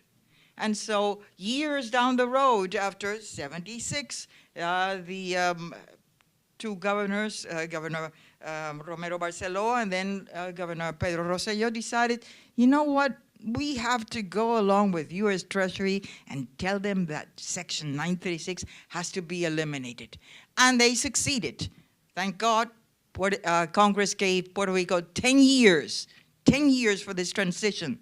And in 2006, once that section ended, because there was this transition, Puerto Rico went into a recession and has not recovered since then. So only to remember politics is important. This is all a little depressing at the end. If I could just get like one or two sentences of hope for the future, and then I want to turn it over to some questions from the audience. Do you have a sentence or two of hope for us? Well, there's so many things going on in the world right now. Yes, I mean, in a sense, the future is open, right? We really don't know what's going to happen. I mean, some economists are saying, no, it's too late. We have turned the corner. We're going back to a pre-1945 economy. That would be pretty bad if you ask me. But that is not written in stone, right? I mean, that hasn't happened yet. We do still have the possibility of another world economy coming into being that is not, beggar thy neighbor and increased tariffs and basically economic warfare. So, I mean, that's a pretty nasty way. But what I'm saying is that is out there, but it's not by any means guaranteed that would happen. So we do have that option at the international level that some other ending will come about. So I think that would also have an impact in Puerto Rico in the sense, I mean, we still are a small open economy, so we are going to depend on, to a certain extent, to what happens in the United States in terms of trade and in terms of monetary policy. But with respect of what we can do is we have to finish restructuring our debt, which is almost done with the oversight board. That would be a good first step. Number two, finalize the PROMESA requirements to get the board out of the way, so we manage to finally run balanced budgets, and then we have some space. Once the board is out of the way, we do have some space to start thinking about what we can do on our own. And part of what we're looking at the center right now is like, okay, once these constraints are eliminated on our fiscal policy side, and once we have a better picture of what's happening at the global level, what makes sense for Puerto Rico? So in that sense, there's some hope. There's some we have a lot of work to do, and I cannot guarantee a happy ending, but hopefully we would have learned from what happened in 1975 and what happened in 2015 with the bankruptcy, and a new generation of policymakers. We have here the Secretary of Economic Development. We had the commissioner, resident commissioner. Both of them are in their 30s, I think. So they have a different way of looking at the world. So hopefully that would also be a factor to help us have a more hopeful future. Great. Do you have one last word of hope for us, Heidie, before we turn to the audience? One important thing that the Tobin Report was, it gave us sort of a process, a discourse on public debt and also on economic and fiscal matters in Puerto Rico. And it provided some addressing the financial issues, but he was aware, same thing that he recommended to Governor Hernández Colón, you need an economic development strategy. And this is what I go back to this initial topic of our biggest challenge is really a vision. I'm not saying that Puerto Rico doesn't have the opportunities. Always I say that because we are small, we have such great advantages. I mean, there are other countries in the world that to go to one beach, you have to go through 2 days, long ways. In Puerto Rico, you do it in 30 minutes, in an hour. You can go, this bioluminescence base that we have, it's such a biodiversity. It's a beautiful island. It is. If you have not visited Puerto Rico, please do so. The weather is, sometimes we have some hurricanes, but But other than that, the island is beautiful, and because it's small, you can go from one place to the other. But we do need to manage it accurately, and people must be engaged. And unfortunately, I don't know what happens. I see a lot of generation, is it J or Z or whatever? And it seems that you do not have the same concerns as we seniors have. And it's the world that you will live in. The cat and the dog are not going to pay your Social Security, I assure you. So you better start thinking how you're going to reproduce, because you have a big challenge ahead. So yes, there is hope, but it does require a lot of discipline and a lot of willpower and vision. Good, thank you. So we invite rebuttals from Gen Z or any other questions. The students, Gen Alpha. They're stunned. I can see that. They're stunned. Some questions here, yeah. Someone's coming with the mic, yeah. Just one sec, yeah. No, we just need to... Okay, we got two here, two in this row, yeah. Okay. Hi, so there are a couple of things in the Tobin report that you guys have not talked about. He also mentioned that Puerto Rico should increase productivity and diversify its economy. So Yes. both the crisis back then, the 2001, and after happened partly because the large share of the Puerto Rican economy in a given sector. And I know it's very tempting when you have the level of industrial policy try to incentivize a particular sector like tourism that seems to be working. So you guys want to talk something about how industrial policy or the lack of industrial policy to help Puerto Rico increase productivity, increase competition and diversify its economy? Well, I think between 1945 and 1975, Puerto Rico did have sort of an industrial policy. I mean, the idea was basically to bring manufacturing, as I said, as opposed to agricultural. The first part of that transition is fairly easy, and this is documented in the economic growth literature, in the economic development literature. It's called, export-led growth. Phase one, which, you depend on light industry, textiles and things like that. Puerto Rico did that fairly well. It's doing the transition to the second phase of the export-led growth, which is a lot harder. And there's a whole bunch of literature about the middle income trap and, whether or not it exists and why countries get, in this quagmire when they reach a certain level of GDP. Turns out that it's actually very difficult to, move from doing textiles to, selling cars. It's a difficult transition. Puerto Rico has managed to do some of that basically based on with federal tax breaks, right? We have a significant manufacturing footprint still in pharma, is still in medical devices, and a couple of other areas in aerospace. But we really don't have what you will call an industrial policy. There's a chance to do that now, I think, with everything that's happening. Again, the intellectual change that appears to be happening across the world away from runaway globalization and towards a more controlled and bigger role for states, right? Puerto Rico could have some room to play there with its tax policy, jointly with what happens at the federal level. But we do have to come up with, the strategy. I mean, what do we have a comparative advantage in? What are we good at? And then, start going after those industries. Keep in mind, though, that the rest of the world's doing the same thing. And not only the rest of the world, the 50 states. I mean, you would be surprised what South Carolina does. I mean, South Carolina wouldn't be one of the states that come to your mind as an industrial policy haven. And they do some amazing things, like bringing, Volvo, BMW manufacturing to South Carolina. And not to mention California and other places. So the competition's pretty stiff, also pretty hard. So we have to think, first of all, I think what Heidie said is we have to take a cold, hard look. I mean, what are we good at? What are the sectors, not only manufacturing, but also tourism?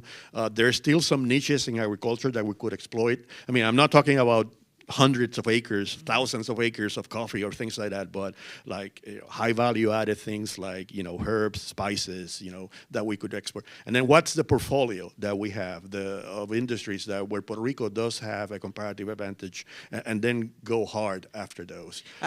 I'd like to add that it's not just industrial policy. And one thing that Tobin mentioned, that Puerto Rico had to remain competitive. And one of the things is, as other developed economies have found out, it's services. Now, services with the internet, distance has disappeared. It has died. And so this is an island that is in the Caribbean. If only we had a great educational system. If I don't mind, this human drain, I don't mind that. Because you know what? I put a sticker and said, you are made in Puerto Rico. And do you know what that great presentation card can be? And we have thousands of people, Puerto Ricans, who are in very important positions, but we do not highlight that.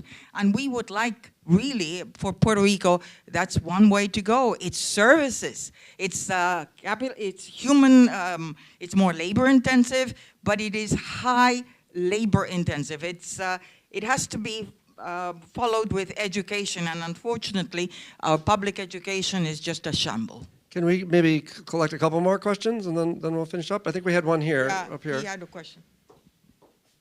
And if there are a couple to collect, I don't know how many people want to talk. We could collect a couple before responding. Please.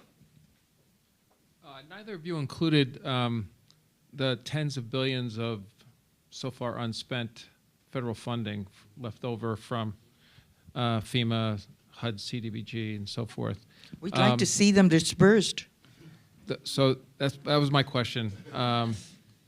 I can't keep track of what's committed versus spent, dispersed, whatever. Yeah. But I think the total was close to 100 billion if you aggregated it.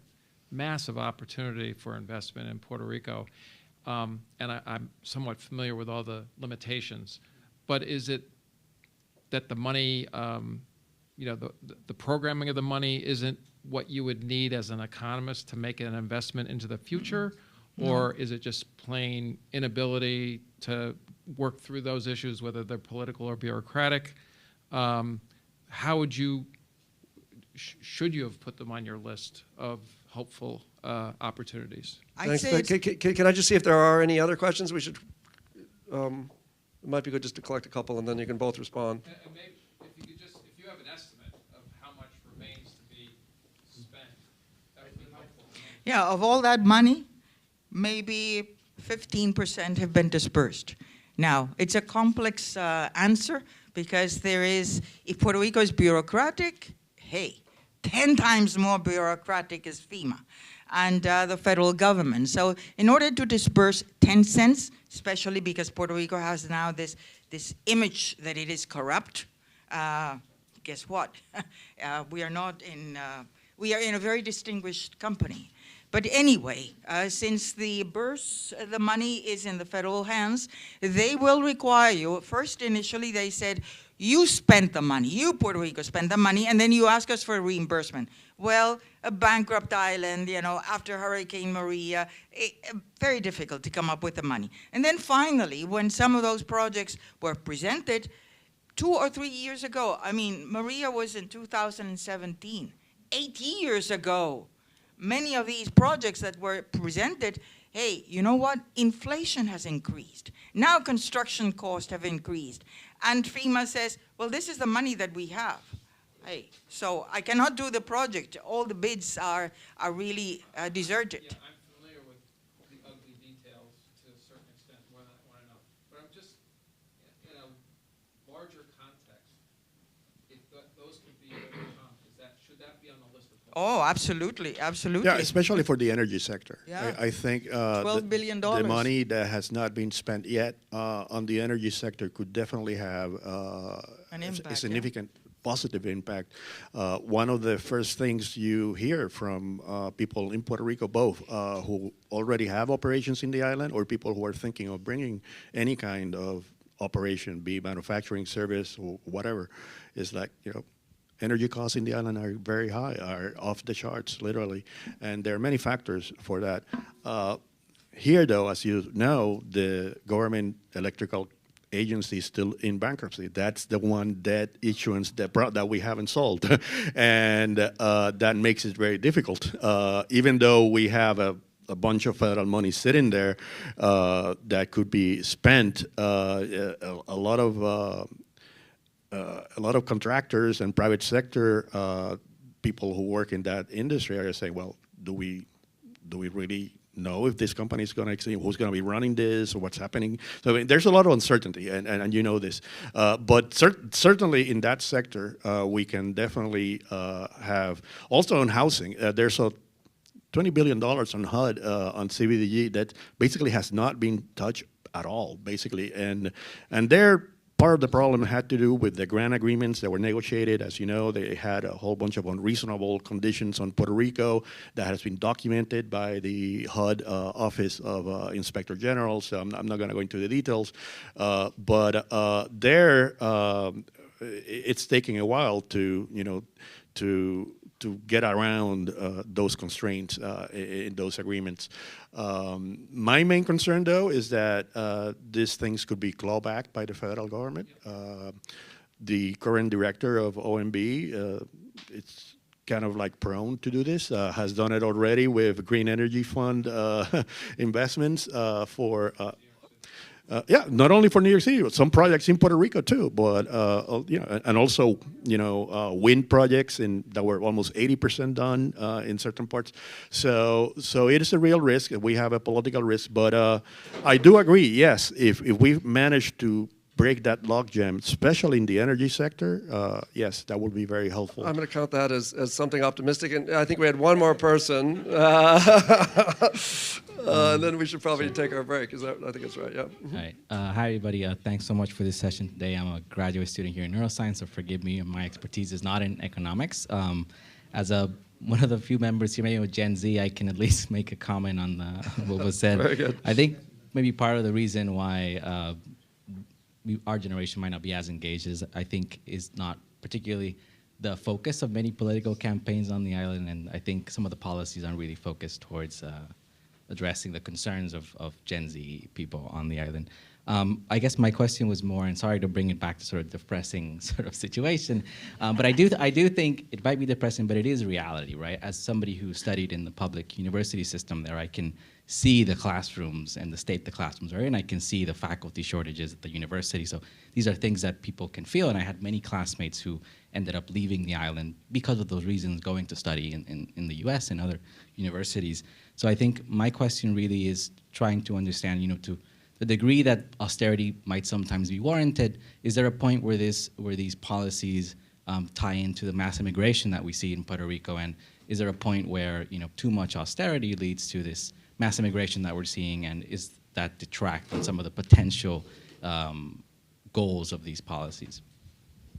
Well, it's interesting. If you look at going back to the Tobin report, the committee, at least through the final report, they never advocated, taking an axe to all government expenditure willy-nilly and just, cut spending just for cutting spending. Actually, several places he says it will be a mistake to cut back on public investment, and he makes that very clear. I mean, he says, if you're going to cut in these other places that do not touch, that are not public investment.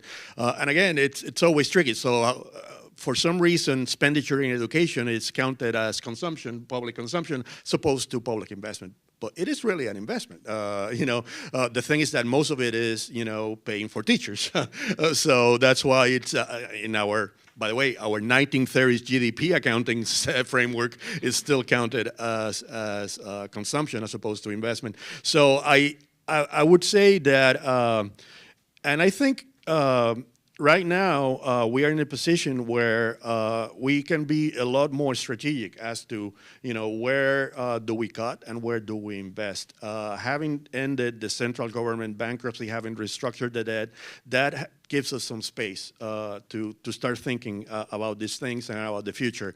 One thing we have to think really hard is the public university. There are many theories as to what should be done with it. Unfortunately, it has declined significantly in both its financial standards and academically also a little bit. Some would say a lot, but so we really have to think. I mean, we need a strong public university for Puerto Rico to be successful in the future. What form that university should take is still an open question, and I think one of the things that should be top of that on top of that priority list is public education, but specifically the university level education. When you're talking about economic growth and economic development, you need a strong academic partner. I mean, Yale does it, MIT does it, all the public universities, Berkeley, UCLA. Not that this administration is doing anything to help research, but that's a different issue. Once we get away from what's happening with Trump, I mean, that's an area where Puerto Rico definitely has an opportunity. The University of Puerto Rico used to bring top-notch talent. José Ramón knows this. José Ramón, I mean, people from Europe, people from the United States. And talking about vision, back then, there were people who were willing to think big, really big, and roll the dice and see what happened. And we seem to have lost that that ability. And to give you a quick example, the government of Puerto Rico actually proposed to Robert Oppenheimer to open a physics lab in the island. This is after he had lost his, security clearance and, the entire mess. I mean, somehow the government of Puerto Rico found out that Robert Oppenheimer used to spend winters in St. John's in the Virgin Islands. And they made an offer to him and said, come here to the University of Puerto Rico. You could do anything you want. You have free range, to have the physics lab of your dreams. And Oppenheimer said, if I did not have cancer, I mean, there's a letter. If I were not almost at the end of my life, and taking care of my graduate students. Literally, he was placing his graduate students. I would take you right away on this offer. But Puerto Rico doesn't do that anymore. That's the kind of big picture thinking that we need back again. Good. Vision. Let's stop there. We're going to take a little break, right? There are bathrooms behind us here. There are bathrooms also on the second and third floors above them if those get a little crowded. And when should we be back? 5 minutes, we'll say. Okay. That was an excellent panel. I've heard really great feedback already. So let's do that again. This time around, we're going to be focusing on the actual implementation side of things. Universities have long been engines of new ideas and rigorous analysis, yet that path from that academic insight into government action is not always as straightforward as we'd like it to be. So in this discussion, we're going to focus on how research can inform economic development and public policy in real time, drawing on lessons from Puerto Rico's current challenges and the experience of the Yale Tobin Center. And so joining us on stage today is David Wilkinson, the founding executive director of the Tobin Center for Economic Policy here at Yale, a former senior White House official. He has also held cabinet-level roles under 2 Connecticut governors and is widely recognized for advancing data-driven, evidence-based policymaking. Mike Soto-Class is the founder and former president of the Center for a New Economy. I say that I have hard shoes to fill, but I'm just putting heels on them. I'm not filling them. He built CNE into what CNE is today, the leading nonpartisan think tank in Puerto Rico, and he's now serving as chairman of the board. And finally, the Honorable Sebastián Negrón Reichard is Puerto Rico's Secretary of Economic Development. He's a graduate of Harvard Business and Harvard Law School, but we won't hold that against him here today. And also the Wharton School at the University of Pennsylvania. He brings extensive experience across the public and private sectors, from strategy and finance to law and governance. Together, they really do represent that kind of collaboration between institutions and government leaders that makes this dialogue possible. So with that, join me in welcoming on stage all of our panelists, and we'll have some introductory remarks from Sebastián. Thank you so much.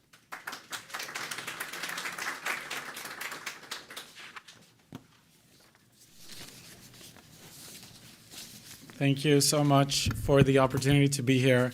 It's truly an honor. I am very thrilled to share this afternoon with you all, with distinguished guests. Here at Yale, an institution where ideas are not only born but tested, challenged, and turned into purpose. To share this moment with you all is very important, not only here, but for the ramifications that it can have in Puerto Rico. So many thanks for the center for the invitation. I often ask myself, where does progress truly begin? It seldom begins with a single decision or even a single vision. It begins, perhaps, when thought gives way to wonder. I mean, when curiosity dares to imagine the possibility. And this is what a new generation of leadership in Puerto Rico represents. The resident commission is 34, I'm 31. And many people would have hoped that I had more work experience before landing this job. But part of what I see with the problem and the opportunity of Puerto Rico is a challenge of implementation. It's a challenge of spending 50 years researching and putting things on paper, which is very important. But I dare to invite everyone to think about the importance of also implementing 3 out of the 100 solutions. And so that is what I think is very important that we bring to the government. The world is changing. Of course, we know what's happening at the federal level. And I have to tell you that from a Puerto Rico perspective, we've seen a lot of interest in Puerto Rico. I was at the MedTech conference on Monday and then at the CHIPS conference on Wednesday before coming here. And many people are asking, what is Puerto Rico's role given the New World Order? And of course, I'm not saying that reshoring is an economic development solution or the goal of the Puerto Rican economy, but I have to tell you with hope that we are seeing interest in the role that Puerto Rico can play in the world economy. In the last 10 months, we've announced, it's not the 5,000 that you mentioned, but 3,000 new job commitments, $1 billion in investment. Amgen, 2 weeks ago, announced $650 million investment in Puerto Rico, creating 750 jobs.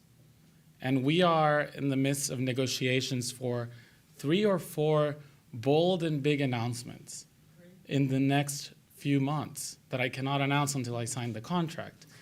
But I would love to announce it right now so that you believe me. But reshoring is not only about bringing production back. It's about bringing people back. It's about investing in our talent ecosystem. And Heidie, you're right in that we need to invest in our education.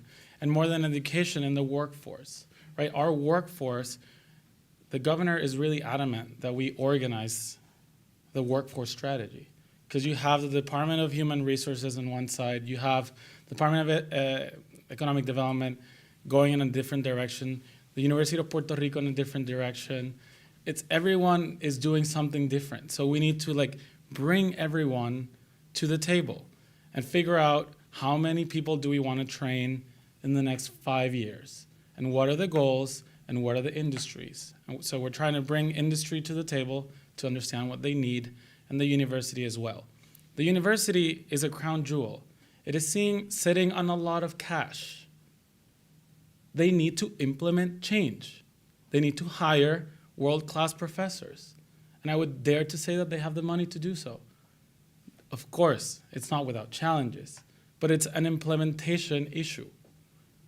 And so I think that as we think about what is part of our strategy moving forward, it must be confidence in that Puerto Rico can move from the bankruptcy, which we've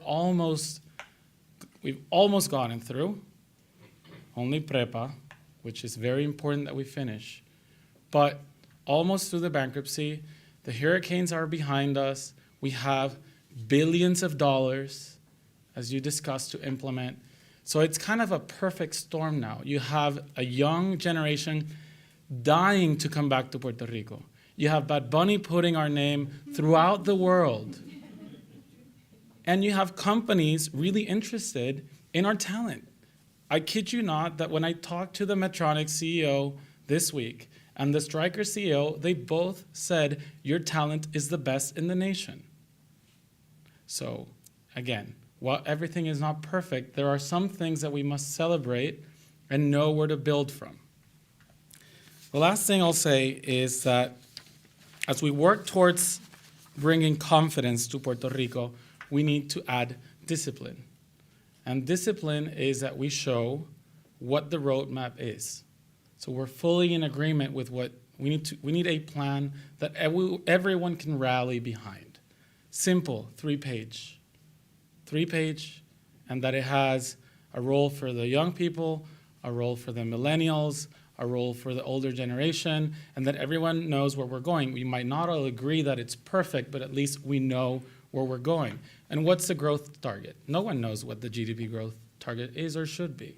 I have my perspective, but we should have a possibility that everyone is talking about it, right? And that, I think, is the opportunity of academia and government coming together, and of course the private sector with a few dollars here and there, to come up with a plan that might not be perfect, but at least we can implement.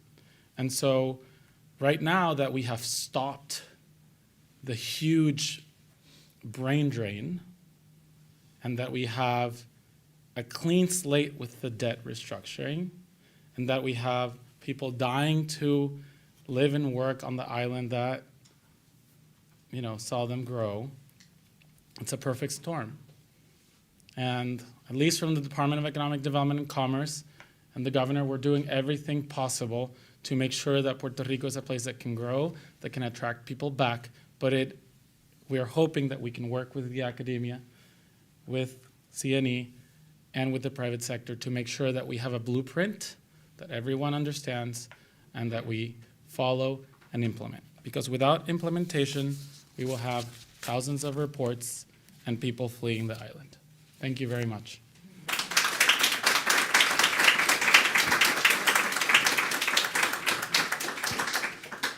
Thank you, Sebastián.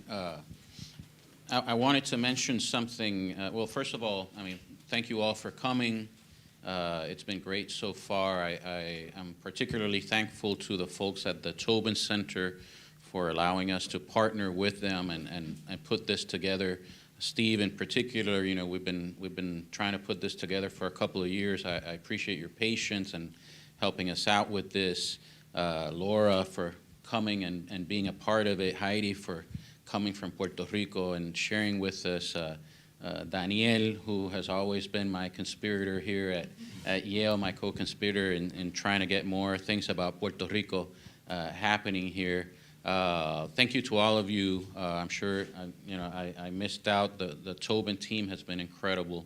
But I wanted to say two things before we start with the panel, if you'll indulge me just for 3 minutes. One is to answer your question, Steve, from the last panel on what's the hope, what's the good news. It's very difficult for me. I've been at this for so long. I've gotten cynical. And Laura and I were talking about this, and she noticed. But for me, and I realized this, here, like when Rosanna was talking, and she did her Imagine thing, I thought it was fantastic. I thought it was fantastic, and that's the good news. That we have people like Rosanna and Sebastián and Pablo, José, and a lot of the others that are here. They care enough to be here. Rosanna is putting her life into this, and she can imagine those things. There's no better news than that. I think Puerto Rico has a lot of problems, but as long as we have things like this and people like Rosanna, that's great news. I think we're on the right track and we're going to be fine. And then the second thing is, and I'll just do this very quickly, this is, I don't want this to just be kind of a theoretical exercise of an event. I kind of want to explain why I thought when we started talking about doing this that it was important to do it. I studied political science here at Yale. I graduated a long time ago, back in 1991. And during that time, because you're studying that, you learn about the ecosystem of think tanks in the US and globally. And so I was very, very familiar with that. And after graduation, I was drafted to work at a gubernatorial campaign in Puerto Rico, and particularly in the platform of the campaign. And it was very interesting because it was an entirely and incredibly partisan project. We drafted, and I don't say that in a critical way. I think that's how campaigns work. But we consulted only folks from that party to create the platform, which, if you win, becomes the plan of government. So it's an incredibly partisan project. And I had similar experiences after that when I was working in government. Great ideas that couldn't go forward because they came from the wrong place. And this is something that in Puerto Rico we've been used to for a long time. But now we're seeing it grow into other areas in the US. But it's always seemed to me that the best way to craft and develop policy is through research and through evidence-based research and through empirical research. And that way you can create policies that are good for people. You shouldn't craft policy thinking about, well, this is what's going to get me reelected, so we'll do this policy, or this is a policy that's going to help the contributors to my campaign, and so we'll do this policy. That's not the way that you should do this. You should do it through research, and I think this is where the academic setting then comes into this. You know, this is why we're here and why we're talking about it.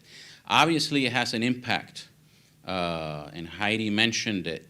Hernández Colón, who had the vision to not only use outside intelligence, but to seek it, lost the election. So it has repercussions, and I do understand that this is not, you know, just a simple thing. And in fact, you know, the environment is getting even more difficult. But it goes to where, and the reason behind why I started CNE in 1998 in Puerto Rico, because I thought, you know, there should be at least one institution in Puerto Rico where we can propose policies, where we can think about the economy in a nonpartisan way, where we're not thinking about how do we get reelected, where we're not thinking about how can I make this particular industry more profitable. No, that we're thinking about what's the best for as many people as possible in Puerto Rico, and that's the genesis of CNE, a nonpartisan place, a nonprofit institution, and an independent perspective. And I think, you know, universities also are not just repositories for students. I think, and Rosanna mentioned it, you know, they're engines of knowledge. You know, these are places, you know, Daniel in his laboratory, you know, the things that come up there are just amazing. And as such, I think universities have a responsibility to the public. And I think likewise, government has a responsibility to the public as well to try to create the best government possible.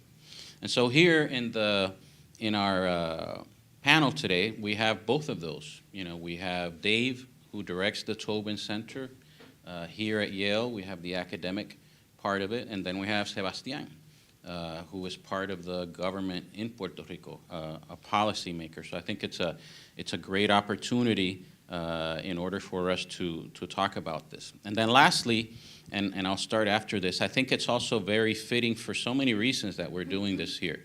So Professor James Tobin, you know, renowned Yale economist, gets called upon to work on Puerto Rico.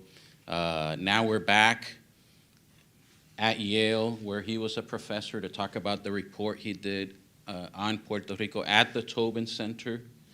But then I think for me, even more than that, that we're doing it at Yale and in Connecticut, which is a place that I think has such a shared history and such a deep bond with Puerto Rico, especially New Haven and Hartford, you know, huge density of Puerto Ricans here. And so I think it's very fitting that we're doing this not just at the Tobin Center, not just at Yale, but in Connecticut. And so I thank everybody for being here, and I'm very much looking forward to the conversation today. And I think I'll start with you, David, if I can, and ask you, how do you balance at the Tobin Center? I mean, I think, you know, government has needs sometimes that are at a different speed than what we can sometimes work at. So how do you deal with that? How do you balance those needs, and maybe some real life examples about how that's occurred here? Yeah, thank you. And thanks everyone for being here at the Tobin Center. We couldn't be more thrilled. This is what we're all about. And so thanks to CNE for giving us this opportunity. It's tough. The Tobin Center works to reduce the time between research and impact. And we're animated by this mission that it's one of our best chances to move the needle on many of the challenges facing society is to look at what the evidence says, where there isn't evidence, to build it, and to help government be driven by outcomes and seeking better ones in particular. But the barriers are significant. When I was at the White House, I got the opportunity to run something called the White House Office of Social Innovation. President Obama's mission for that was to find what works and make it work for more people. And we quickly centered around universities as a source of great capacity to do the kind of evidence building and data and analytics that could help local, state, territory, county, federal jurisdictions generate the insights they need to advance demonstrably better results. But it's really challenging. I think a lot of people will give the answer that's clear when you're close, which is the incentives are often misaligned. Faculty, and in particular junior faculty, have an incentive to publish. And policymakers and leaders are putting out fires 90% of the time. Like, you don't get to do too much of the fun stuff. Most of your time is, oh, this went wrong, okay, how do we fix that? And aligning that is tough. I remember an insight, or something that happened when I was at the White House that highlighted this for me. There was an amazing faculty member at a peer university somewhere else who had done wonderful work on understanding the connections between certain activity and future employment and earnings. Really important.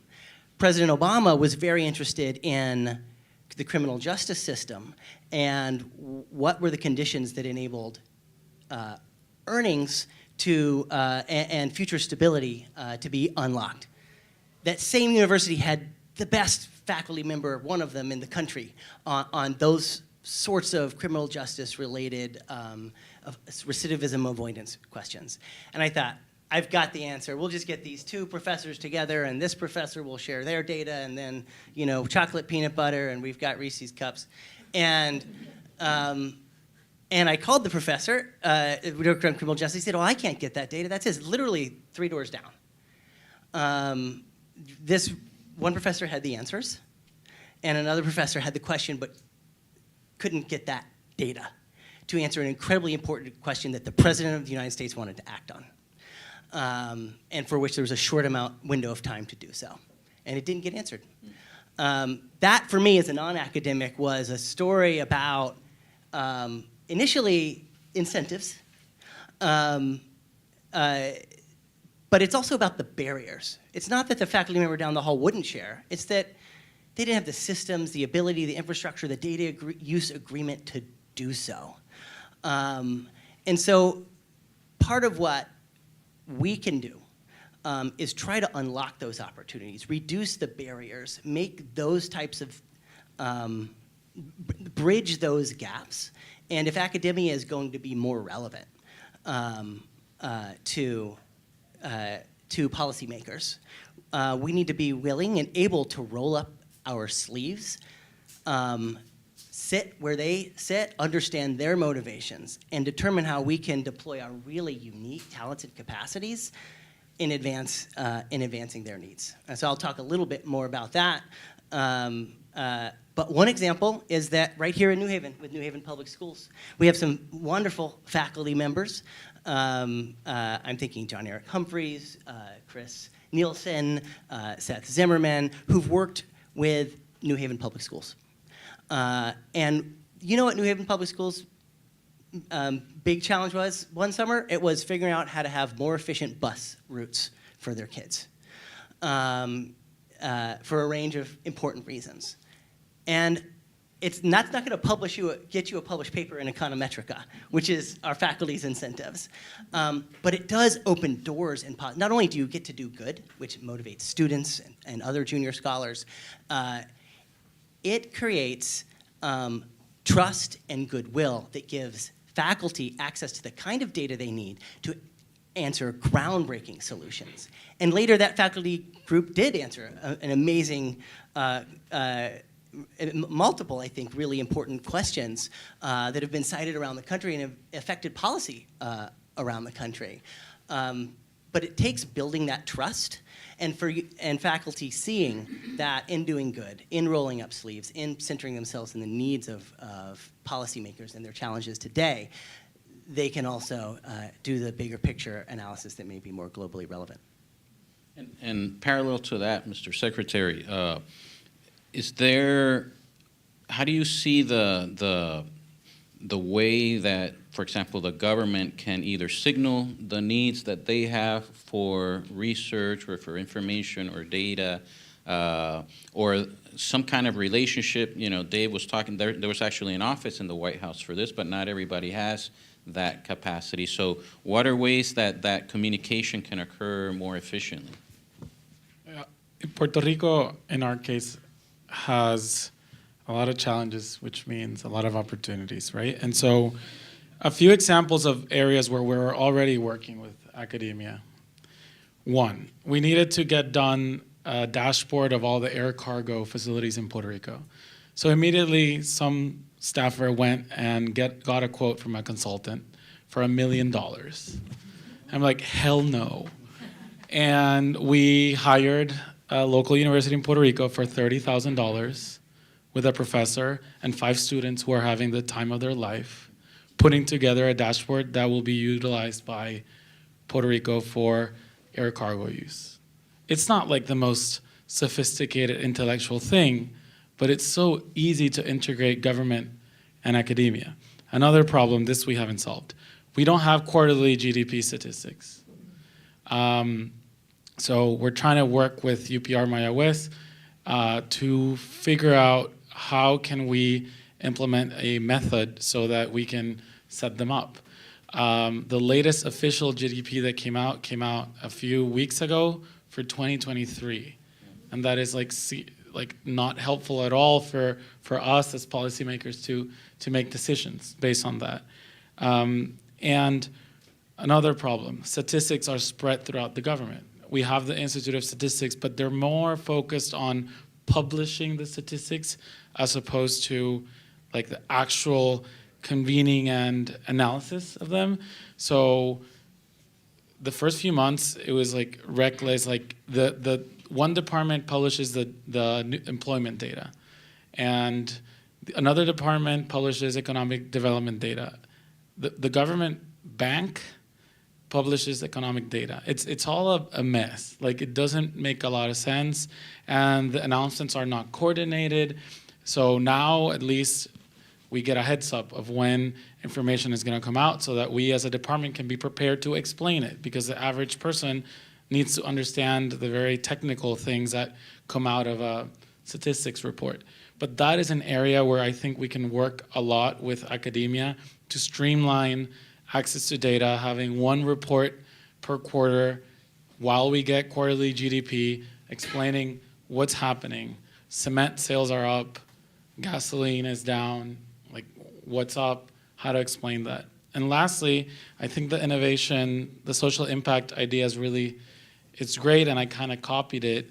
I hired 4 younger than me, very talented former consultants, or really just like talented folks that now have, it's called the Secretary's Innovation Lab.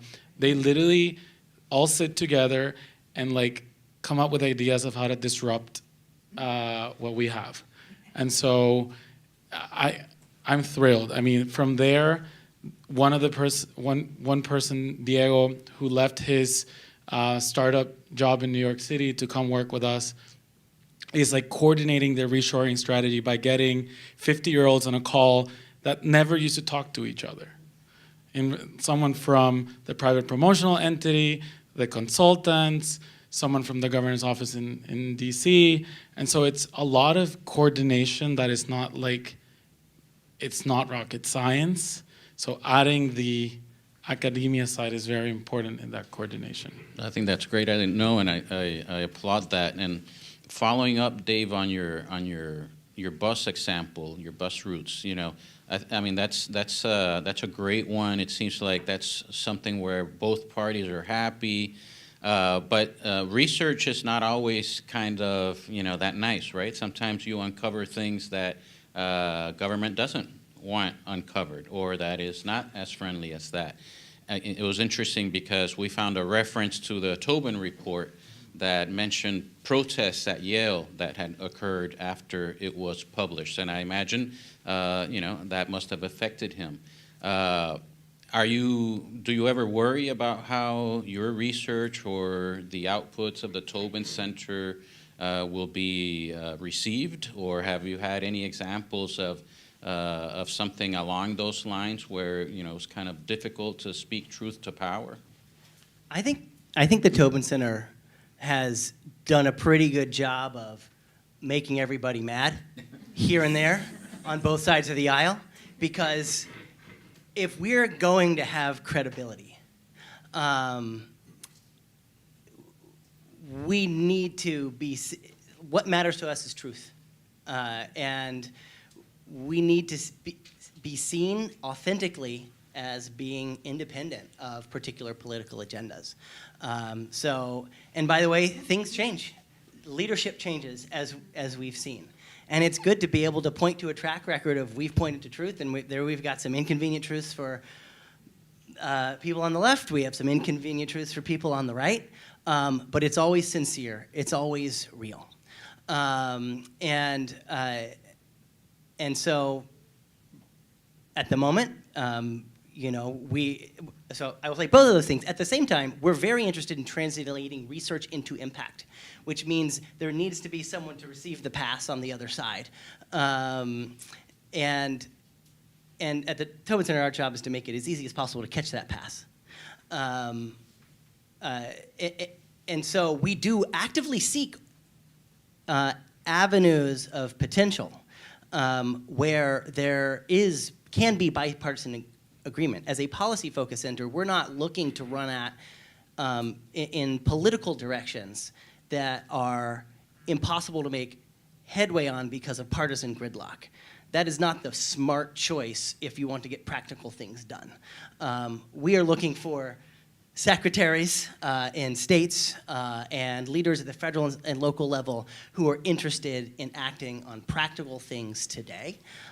We're seeing a lot of promise in the areas around supply side and strategies referred to often as abundance, state capacity strategies, or addressing issues like grid queues. And so workforce strategies, more efficient approaches and ways of expanding childcare, and we run where traction can be purchased. That's great. And speaking of partisanship, Mr. Secretary, we've mentioned over the course of the day the polarization that exists today. As I mentioned, in Puerto Rico, we've had that for a very long time, particularly in the political space, because of the political parties. You've been there just a short amount of time, but has that had an impact? And how do you deal with that polarization that we have? That's kind of the old polarization, the political polarization, and then now joined by the greater polarization that we see in the country overall. I think what we have in Puerto Rico is very similar to what we see at the federal level. It's just on different topics. So it's very hard to navigate. I have to say that in my case, because we are seeing momentum and backlogs are behind us in some permitting cases and in some management of administrative things that bothered everyone, I have seen support on both sides of the aisle. Who can be against new factories opening and new jobs being announced? So thankfully, in that sense, I have seen openness to collaborate and work at the legislature from elected leaders. There are other topics that we need to look at that will probably not be received in the same way. As we think about what are some of the tools that we have for economic growth and changing the nature of the economy today, like our safety, our food stamp system, and the fact that there is no work requirement. We want access to a system that has work requirements from the NAP to SNAP transition, for example. And so when we address that question that I know that the governor and the team were heavily looking into, How do we grow our labor participation rate, which is the lowest in the nation, of 45%? Well, that is a potential area. So how do we look at it? That is going to create a lot of discussion, but I think as we prepare to come in that direction, we need to have facts, we need to have examples, we need to tell the story, and whatever decision, this is something that the governor has always, is always telling us, like, explain what we're gonna do with very specific examples that matter to the average person and how this impacts. And so, whereas I started the term by like, new job, yay. Now it's like a family in Juncos has the potential to not leave Puerto Rico. And it's a much more impactful way of expressing the things that we have to do. And so if we get better at explaining things, I think, and we're not afraid of having a frank discussion, I think the polarization can come down. And this is a question for both of you guys. You can both answer, but we kind of live in a set of circumstances in our centers and in our jobs that function under this belief that experts are valuable. But I think we are entering, and maybe have been for a while now, into a crisis of expertise and trust. And I was reading some data. This is fascinating. According to Pew Research, in the 1950s, more than 70% of Americans trusted the federal government. Today, that number is around 20%. And globally, they have found that 7 in 10 people believe that government officials, business leaders, and journalists deliberately mislead the public. And so we're seeing more and more of this. What do you think this means for the kind of work that we're doing, you as a policymaker and us as people that work in think tanks? Why don't you go? Sure. I think it's an opportunity to, when at least from the government policy perspective, I think about why is there opposition, or why do people feel so strongly about something in the public realm or in social media. I think it's an opportunity to bring people to the table. And so when we are making decisions as to where do we go next on X or Y decision, I think it's helpful, and at least it's worked for me, to bring everyone to the table, left to right in the political spectrum. And even if you know they will completely oppose the ideas, but they will do so in a controlled fashion. And it is harder to then go and criticize and destroy the other side if you have been included and involved in the conversation. And many times, if you are a reasonable public leader, you will change your opinion, or you will moderate based on what other people are saying. And so I think that it's less about, fighting each other in the public realm, but more bringing people to the table, even if they represent a completely different perspective. And I think in the Puerto Rico perspective, that can be very helpful, because we all feel very strongly about what we need to do to change and fix Puerto Rico. And so, why not just include everyone? And maybe at the end you have to make a decision, and the governor was elected, so she's the one that will make the decision. But at least when you include everyone, it just feels right, from my opinion.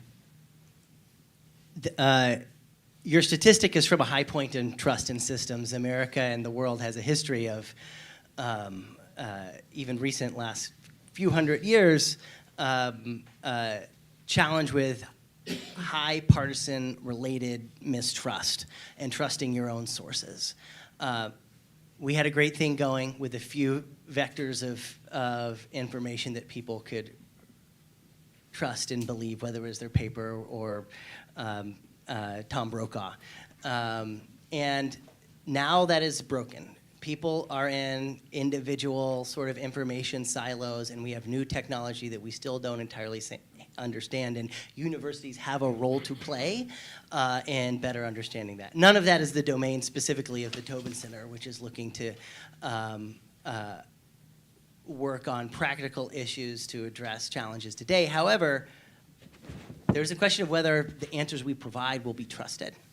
And I think to the extent universities are generators of knowledge and have long been holders of knowledge, we have to look at ourselves. And we have to interrogate ourselves on what role we may have had to play in that, in those perceptions, even though there may be many more. And from my perspective, I mean, as we know and has been referred to, universities are not in a comfortable position in the country right now. And feeling maybe historically under attack. And it's never been more important, I think, for universities like Yale and scores of our peers to demonstrate how we are generating value on day-to-day kitchen table issues.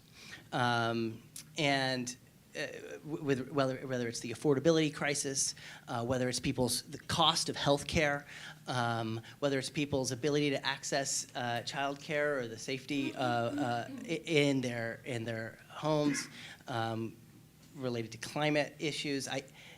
Now is the time for us to deliver and showcase how we can deliver in ways that people feel beyond, their social media stream. And I think a way to allow that, and I think it could be very helpful to us in the government in Puerto Rico, is let's embed teams from academia into government, and then keep the spin wheel of academic knowledge creation, but with a twist of seeing the reality inside the government.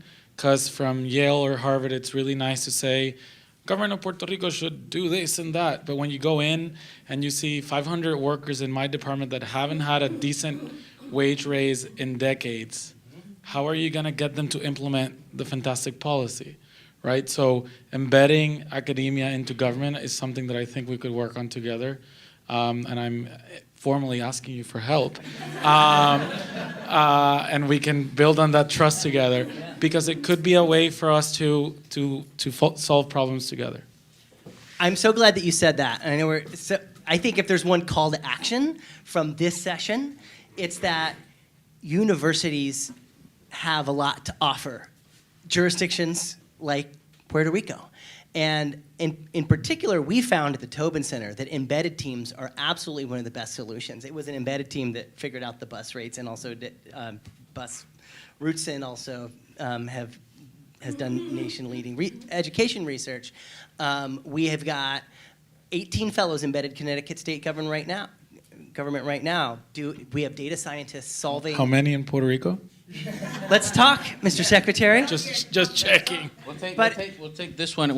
Yeah. I got to cut it, but you guys you got to keep That is talking. to say, this is how universities can bring value. It is center in your needs and understand where we can really authentically, without ego, deliver for your cause. I want to make sure that we can take at least one or two questions from the audience. So the first one or two is going to get the only chance. José Ramón and Miguel. Unless there's a student that wants to do one, and I'll do a third one, then all right, good, because that's important. So José Ramón, Miguel, and then el estudiante. Muy bien. A question for the secretary, and it really relates to this latter part of the conversation. I have found that oftentimes the issue is not the enthusiasm and commitment at the top from people like you. And I've been there, 31-year-old running a government agency back in the 80s.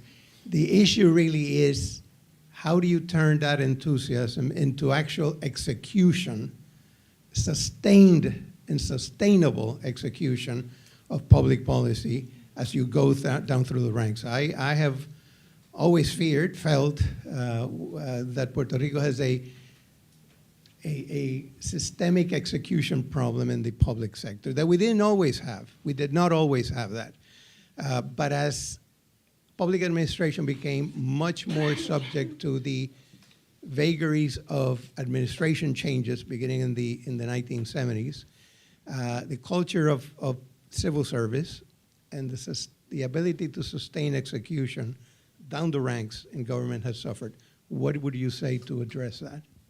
First, I just want to say that José Ramón is my former boss, and I have learned so much from you, and many times when I'm making decisions, I think, what will you do? And so I hope you know that I'm very proud of having learned from you. I'm not. I think the problem, José Ramón, is that many people in these shoes are focused on the external, like the news, and rightly so, the fires. But you need to run the agency like it is running a company, and you need to put metrics and switch people and fire and hire. Just to give you an example, I mean, we're tasked with business retention and expansion. Guess how it used to be managed? How do you manage the leads and the relationship with the companies? It was all done on email. This 27-year-old that left his startup and started work for us implements Salesforce starting next week. And so it's just a matter of assigning, okay, you are in charge of expanding the pharmaceutical sector, right? Well, you have to submit 10 calls per week. And if you don't, then that's your first memo. And we'll sit down with you and figure it out. It's a lot of like common sense things that you would do in a company that weren't being implemented in the public sector. Another example, the employees have no idea of the org chart of the department. Like there's a public one, right? But like who do you report to 3 levels ahead, and why are you actually doing this? That's also something important, like that you understand that you're doing something in the bigger service of. Lastly, I think when you work in an agency, you want, like if you are an assistant working on, let's say, permitting, you want to understand how what you're doing impacts economic development as a whole, right? So we're going to implement DDEC Academy, which is 2 weeks for every new employee. You have to go through an academy and understand, even if you're going to be a secretary, like an administrative assistant, what is GDP and how does doing X at the small level impact GDP? And we're going to get the entire department to go through DDEC Academy in a year so that people like understand what they're doing. At a startup, that is core. Everyone knows what they're doing. Everyone knows the goal. Everyone's pushing, and there is no reason why it shouldn't be the same in the government. Good. And Miguel, very quickly, we'll do both.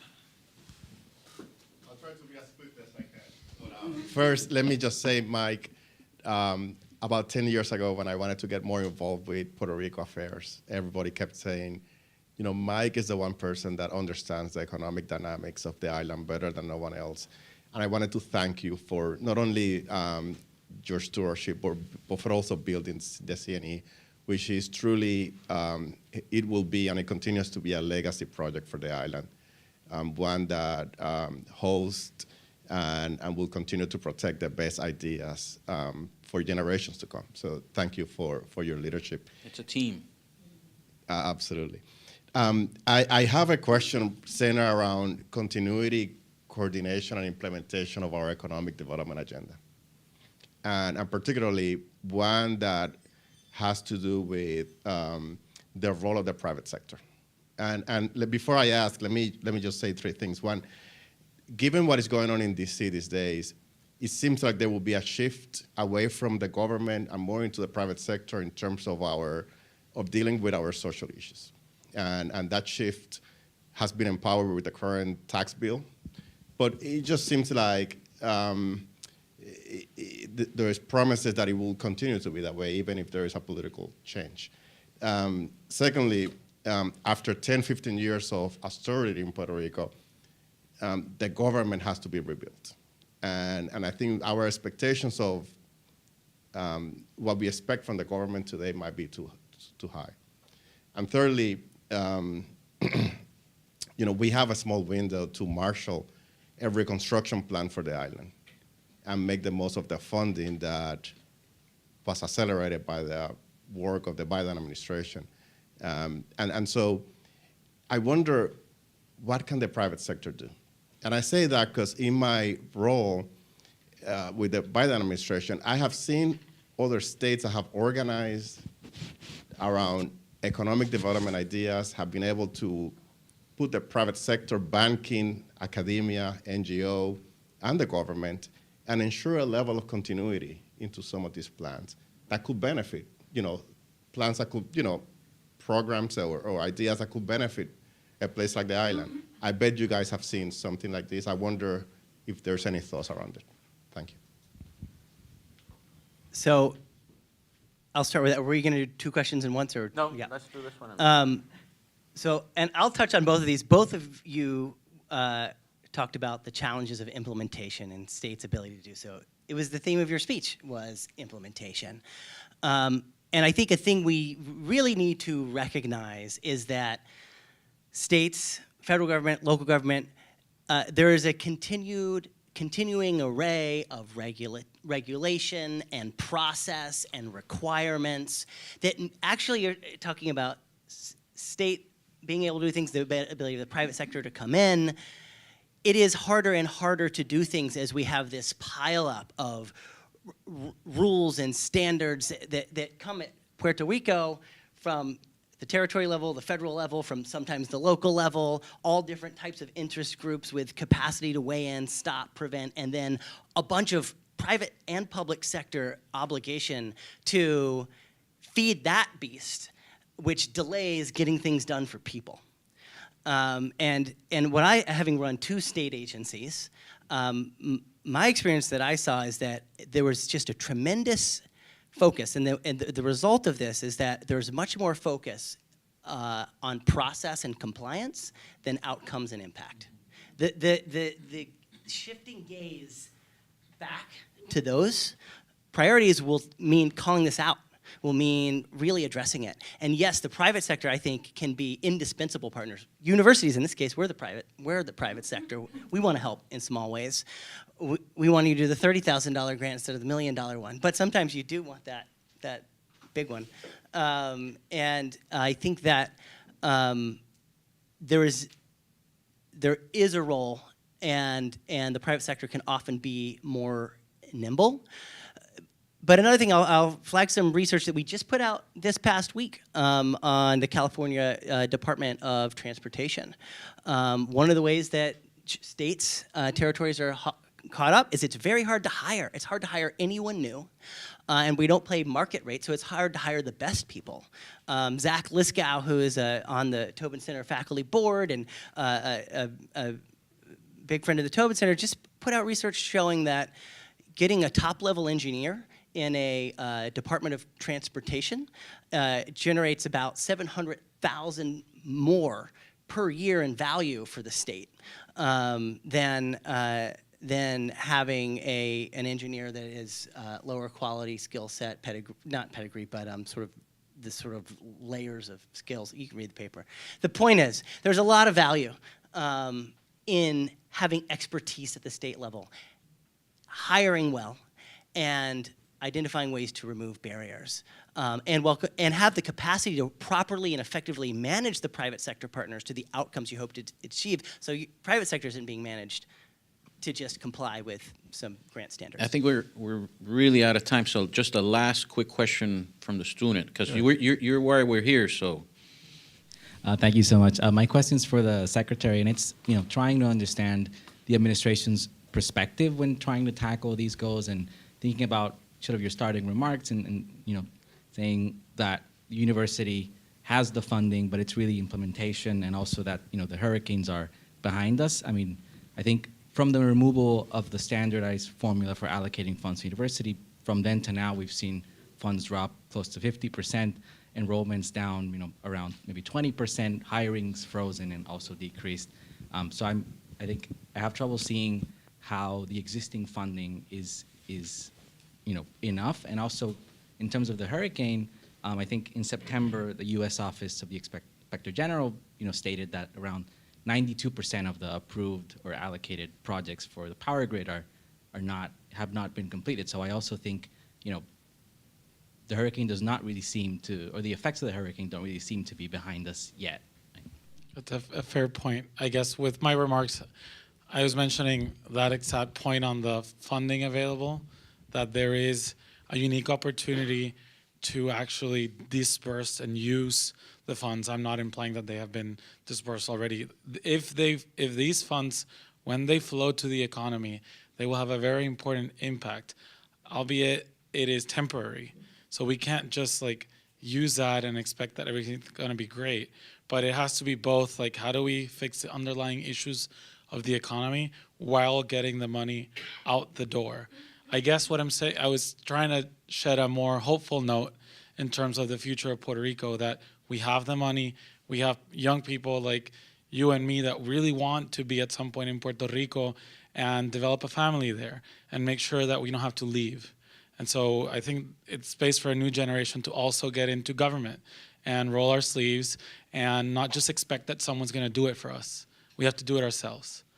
And on your first point, remind me the question. The university funding. I'm not by any means saying that the situation is great or that there is no freeze. Tuition has gone up. All of that I take, and it's not good that we have a freeze on hiring or bringing professors. But at the same time, I believe that there are some funds that have been allocated to the university for them to meet some milestones that haven't been met, that would unlock a lot of cash to implement some things. And so if those are not the right milestones, then the university should be coming to the table and saying, okay, you gave me these 3 milestones, I want to change them to these 3 others, but I'm going to go and implement it so that a lot of the cash can be freed up and used. There is budgetary authority to do things at the university that administrators traditionally, because there's a new president, so I'm not talking about her time, but traditionally just haven't been implemented. And that is the same thing in terms of the federal funds for reconstruction. It has been 8 years and they haven't been implemented. So to me, this is the term of implementation, because if not, people will lose all the hope. Mr. Secretary, Dave, thank you very much. This great panel, I appreciate it, and to you guys as well.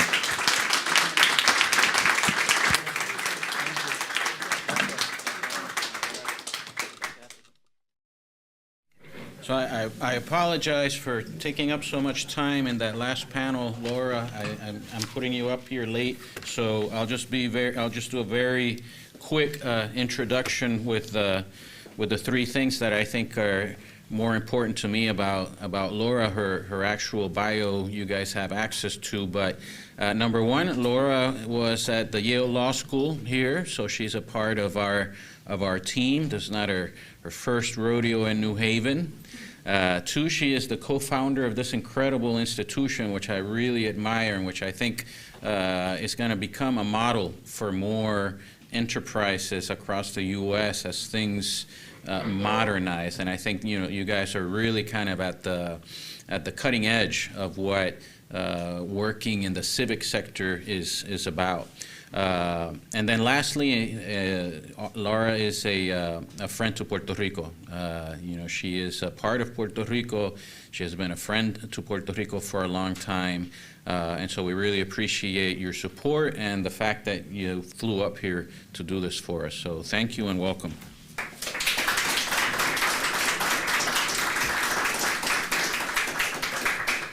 Thank you very much. Thank you, Mike. Thank you, Rosanna. It's really a pleasure to be here. I am keenly aware of the fact that I am the roadblock between you and a weekend, so I will do my level best. I usually come to any speaking engagement with a bag of chocolate to throw at the audience in the event somebody falls asleep, and I don't have it, so I apologize for that. very grateful to be here. I was born in Puerto Rico in 1973, a year before the Tobin Committee was formed. I asked my sister, who was born in 1971, the other day, what is your earliest political memory? I was curious, because those 2 years are really important in a child's development. And she said, my earliest political memory was Rafael Hernández Colón's campaign. And there was this parade that went down Winston Churchill Avenue, which is where we lived, and I remember standing there holding a flag. That was her.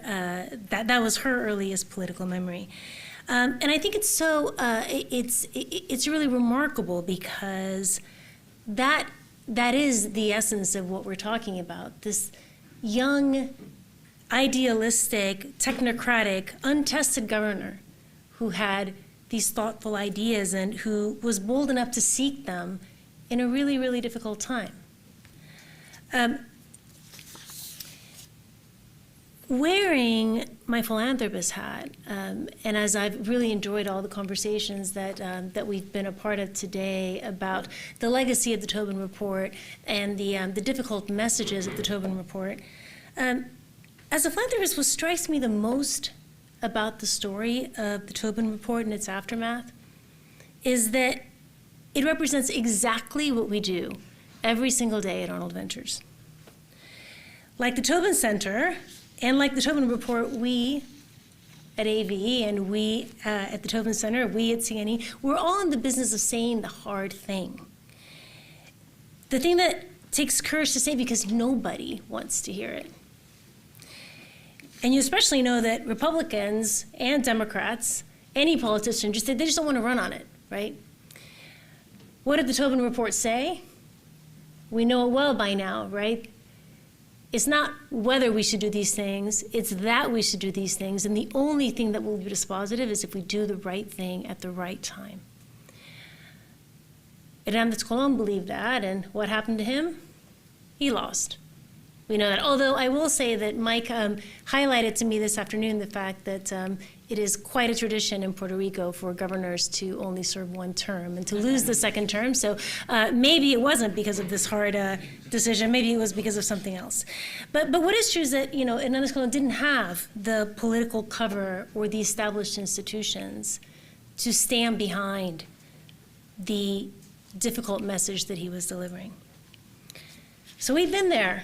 At AV, Tobin Center's been there. CNE has been there. Anybody who does this work has been there, delivering a hard message that falls flat because there isn't the political will to do the hard thing.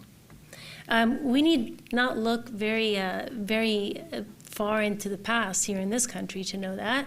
Anybody who's had any interaction with the One Big Beautiful Bill, whatever your political leanings has been, any think tank that has reputable economists had a view, a very specific view with respect to the consequences of extending tax cuts without some sort of of measuring impact.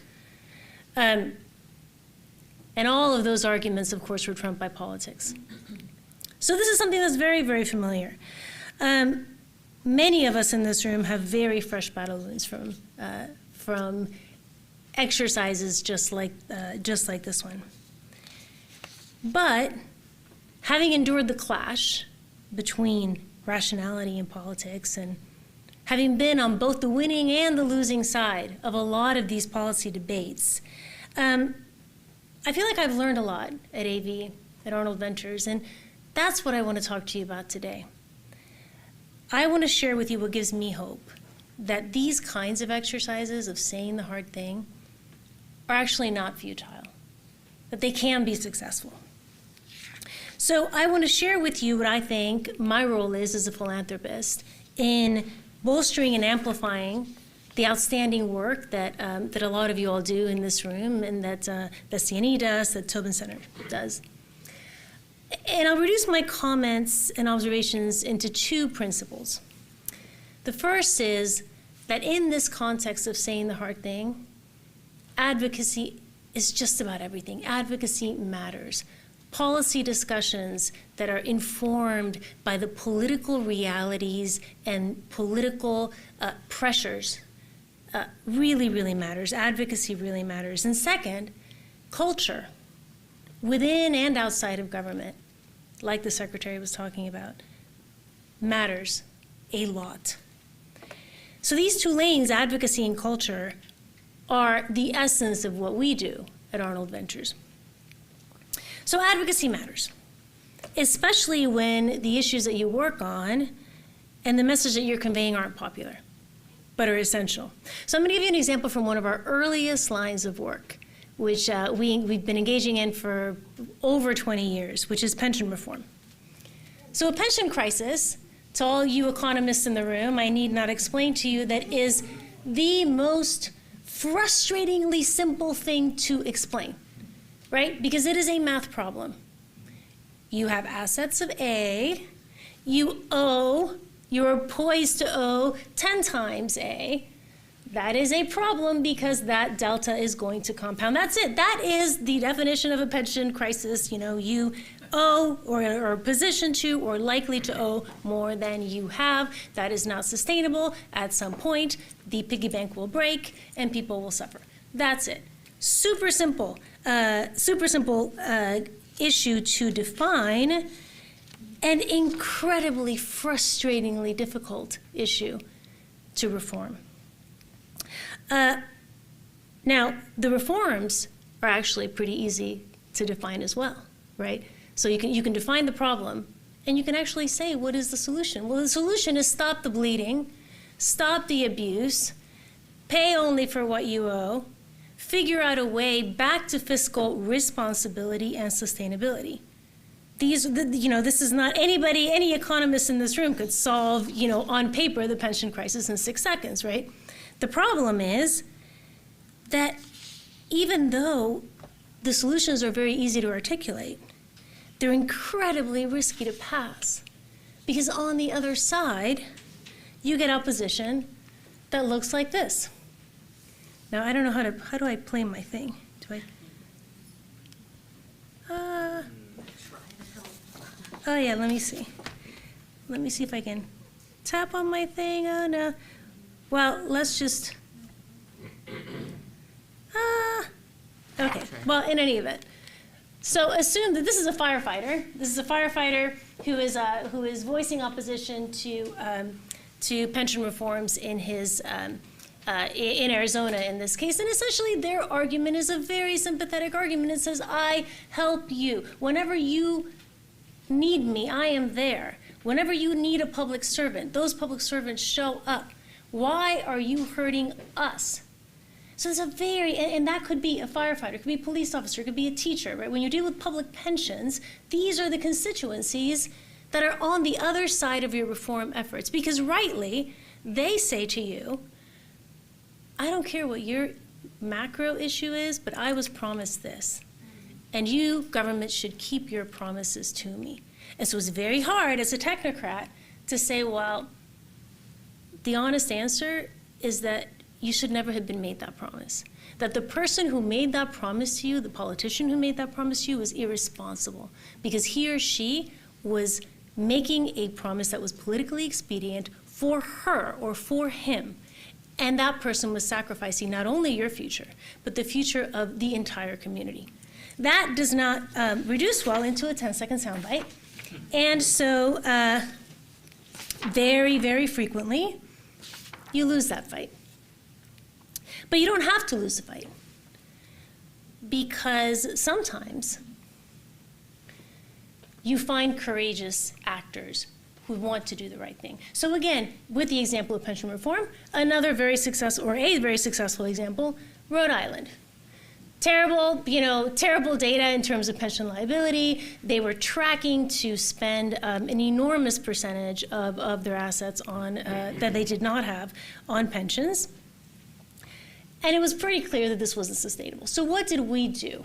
And not just we, the collective we, the think tank we, the advocacy we, the entire community who defined this as an issue that was worth pursuing. We found a champion, Governor, then State Treasurer, Gina Raimondo. who cared about this issue very, very deeply. And she had the courage to stand on this issue and run on this issue. We commissioned research. To add transparency and inject transparency into the conversation to really define what was the magnitude of the problem, what was the scope of the irresponsibility that it would be to not address this issue.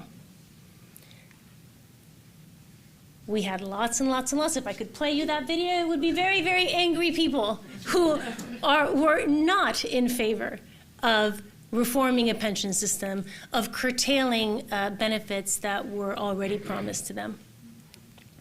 But in the end, not only did we pass pension reform in Rhode Island, Gina Raimondo, in a heavily blue state, with the unions against her, became governor of Rhode Island, and a very, very successful one at that. Yale Law School graduate, by the way, as you know, some of you might know. She may have even gone to Yale undergrad, I'm not sure. But and I'll give you another quick example that's entirely different, of combining evidence, courage, and advocacy in delivering a hard message. Not sure how much you all know about something not economics in nature, bail reform. No criminal justice issue in recent memory has been more controversial than bail reform. We've been working at Arnold Ventures on bail reform for close to 20 years. We've been funding research and policy, and the evidence is incredibly clear on this point. A system that allows wealth to dictate freedom pre-trial does not make us safer and is extraordinarily expensive. All we should care about at the pre-trial level is risk. We want to keep violent people in jails before they're tried, and we want to release nonviolent, poor people who simply can't make bail but who are not a threat to society. What are the optics of taking that position? You can guess, right? Absolutely terrible, super risky. To many politicians, it does not matter what the data says. It is tantamount to political suicide to go into a public sphere and advocate to release people who are incarcerated. Except for Chris Christie, who saw that in New Jersey, 4 in 10 pool people were granted bail but couldn't afford it, and 73% of all inmates that were confined to a county jail were held pretrial, a significant portion of them being nonviolent. So he did the hard thing, right? A prosecutor by training, a hard-on-crime Republican, said, I'm taking on this issue because it's a fairness issue. And I had a little video of him too, but I can't play that, but that's okay. You can imagine that what he said was, this makes no sense to me. It makes no sense to me as a governor. It makes no sense to me as a U.S. citizen. It makes no sense to me as a public servant who is tasked with safeguarding government resources.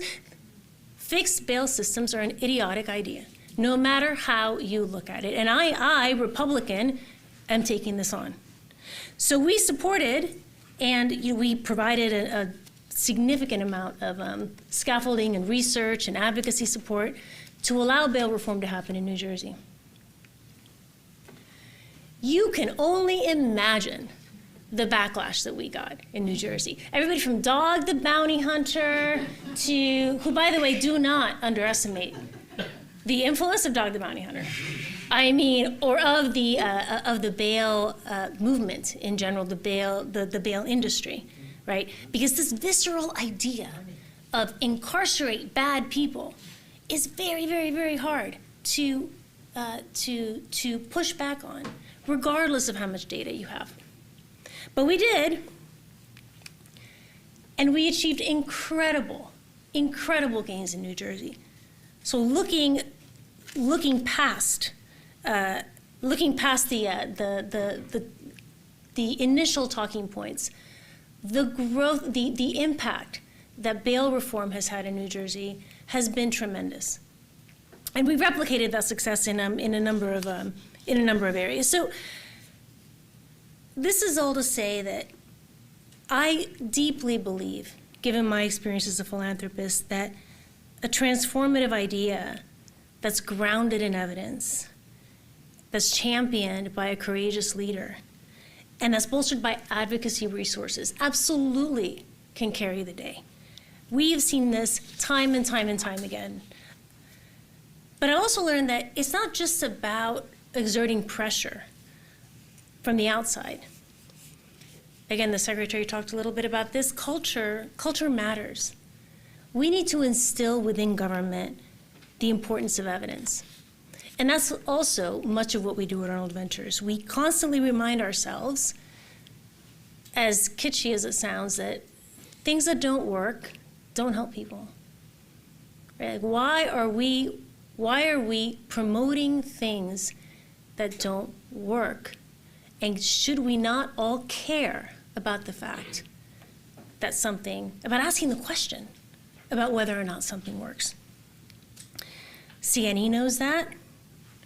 That's why they're diligently studying and have studied so many policies that impact people's lives in Puerto Rico, tax policy, energy policy, housing.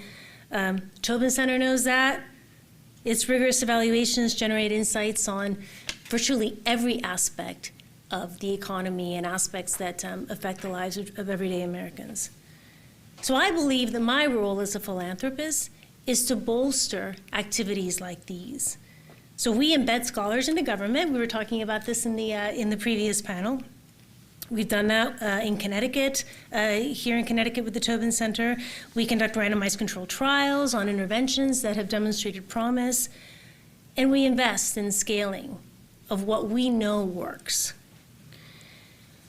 And that not only expands the breadth of our collective knowledge, which is important, but it instills within governments this idea that we have to ask the question. We always have to keep asking the question. Is this working? Is it not working? Does something that works have unintended consequences that we hadn't foreseen, right? That by definition are misaligned with our core intent. It's important to ask these questions and to exercise that muscle. And to keep asking again and again and again, what do we know about what works? And if we flex that muscle and build that muscle, then I believe the government actors, in the end, will be better positioned to make bolder and better decisions. And I do believe that building that culture is possible. Tobin Center does it every day. We try to do it at the federal and state levels. We have a project called Partnership for Proven Programs, where we partner with with governors in different states. We've partnered with Governor Westmore in Maryland, Governor Kevin Stitt in Oklahoma, Governor Jared Polis in Colorado, to do exactly this. And so what we do is we match funding. In some cases it's $20 million, in some cases it's $10 million, significant amounts, but not needle-moving amounts, right? It's not about the money. It's about the exercise. It's about saying this pot of money is dedicated to identifying programs that are proven to move the needle in an area that is highly relevant to a specific state, and that we as a government are going to prioritize those programs, divert resources from what doesn't work and toward what does work. And the hope is that these seed investments will fuel a change in attitude. And again, if you had seen, if I were able to play things, I would have played Kevin Stitt on the left and Westmore on the right, making that exact point in their own states, in their own words, saying, the reason I care about these things in my state is because things that don't work don't help people. And I want to help people. That's why we're here. So courageous leadership, evidence-based policy proposals, political air cover, targeted advocacy dollars, and a government and civic culture that demands evidence. That's my formula for how you change. And my sincere hope is that when I have my own debates around my kitchen table about the future of Puerto Rico, or the future of my state, the future of this country, we're able to have those debates in a way that's based on evidence. Not because I don't value the other components of the debate, identity, nationalism, because I do, and not because I don't want to have an emotional debate about how we should feel about being part of the United States or not being part of the United States. I think those debates are important, but because I really do believe that courage begins with facts. Facts like those offered by Professor Tobin 50 years ago, and those offered by the people in this room. And that courage, bolstered by evidence and amplified by the forces of all of us, I do believe will lead to a much brighter future for Puerto Rico. Thank you so much. I so appreciate being here.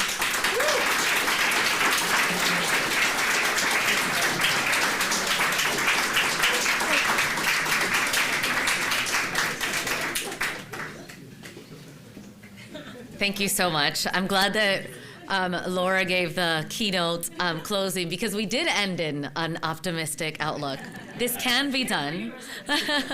This can be done, and I think that to bring this to a close, all I want to say, and it's something that the Secretary also mentioned, and I say this all the time, if we want a different Puerto Rico, it really is up to us. And so I leave the young, the old, the in-betweens with that charge. It really is up to us. Thank you very much for being here.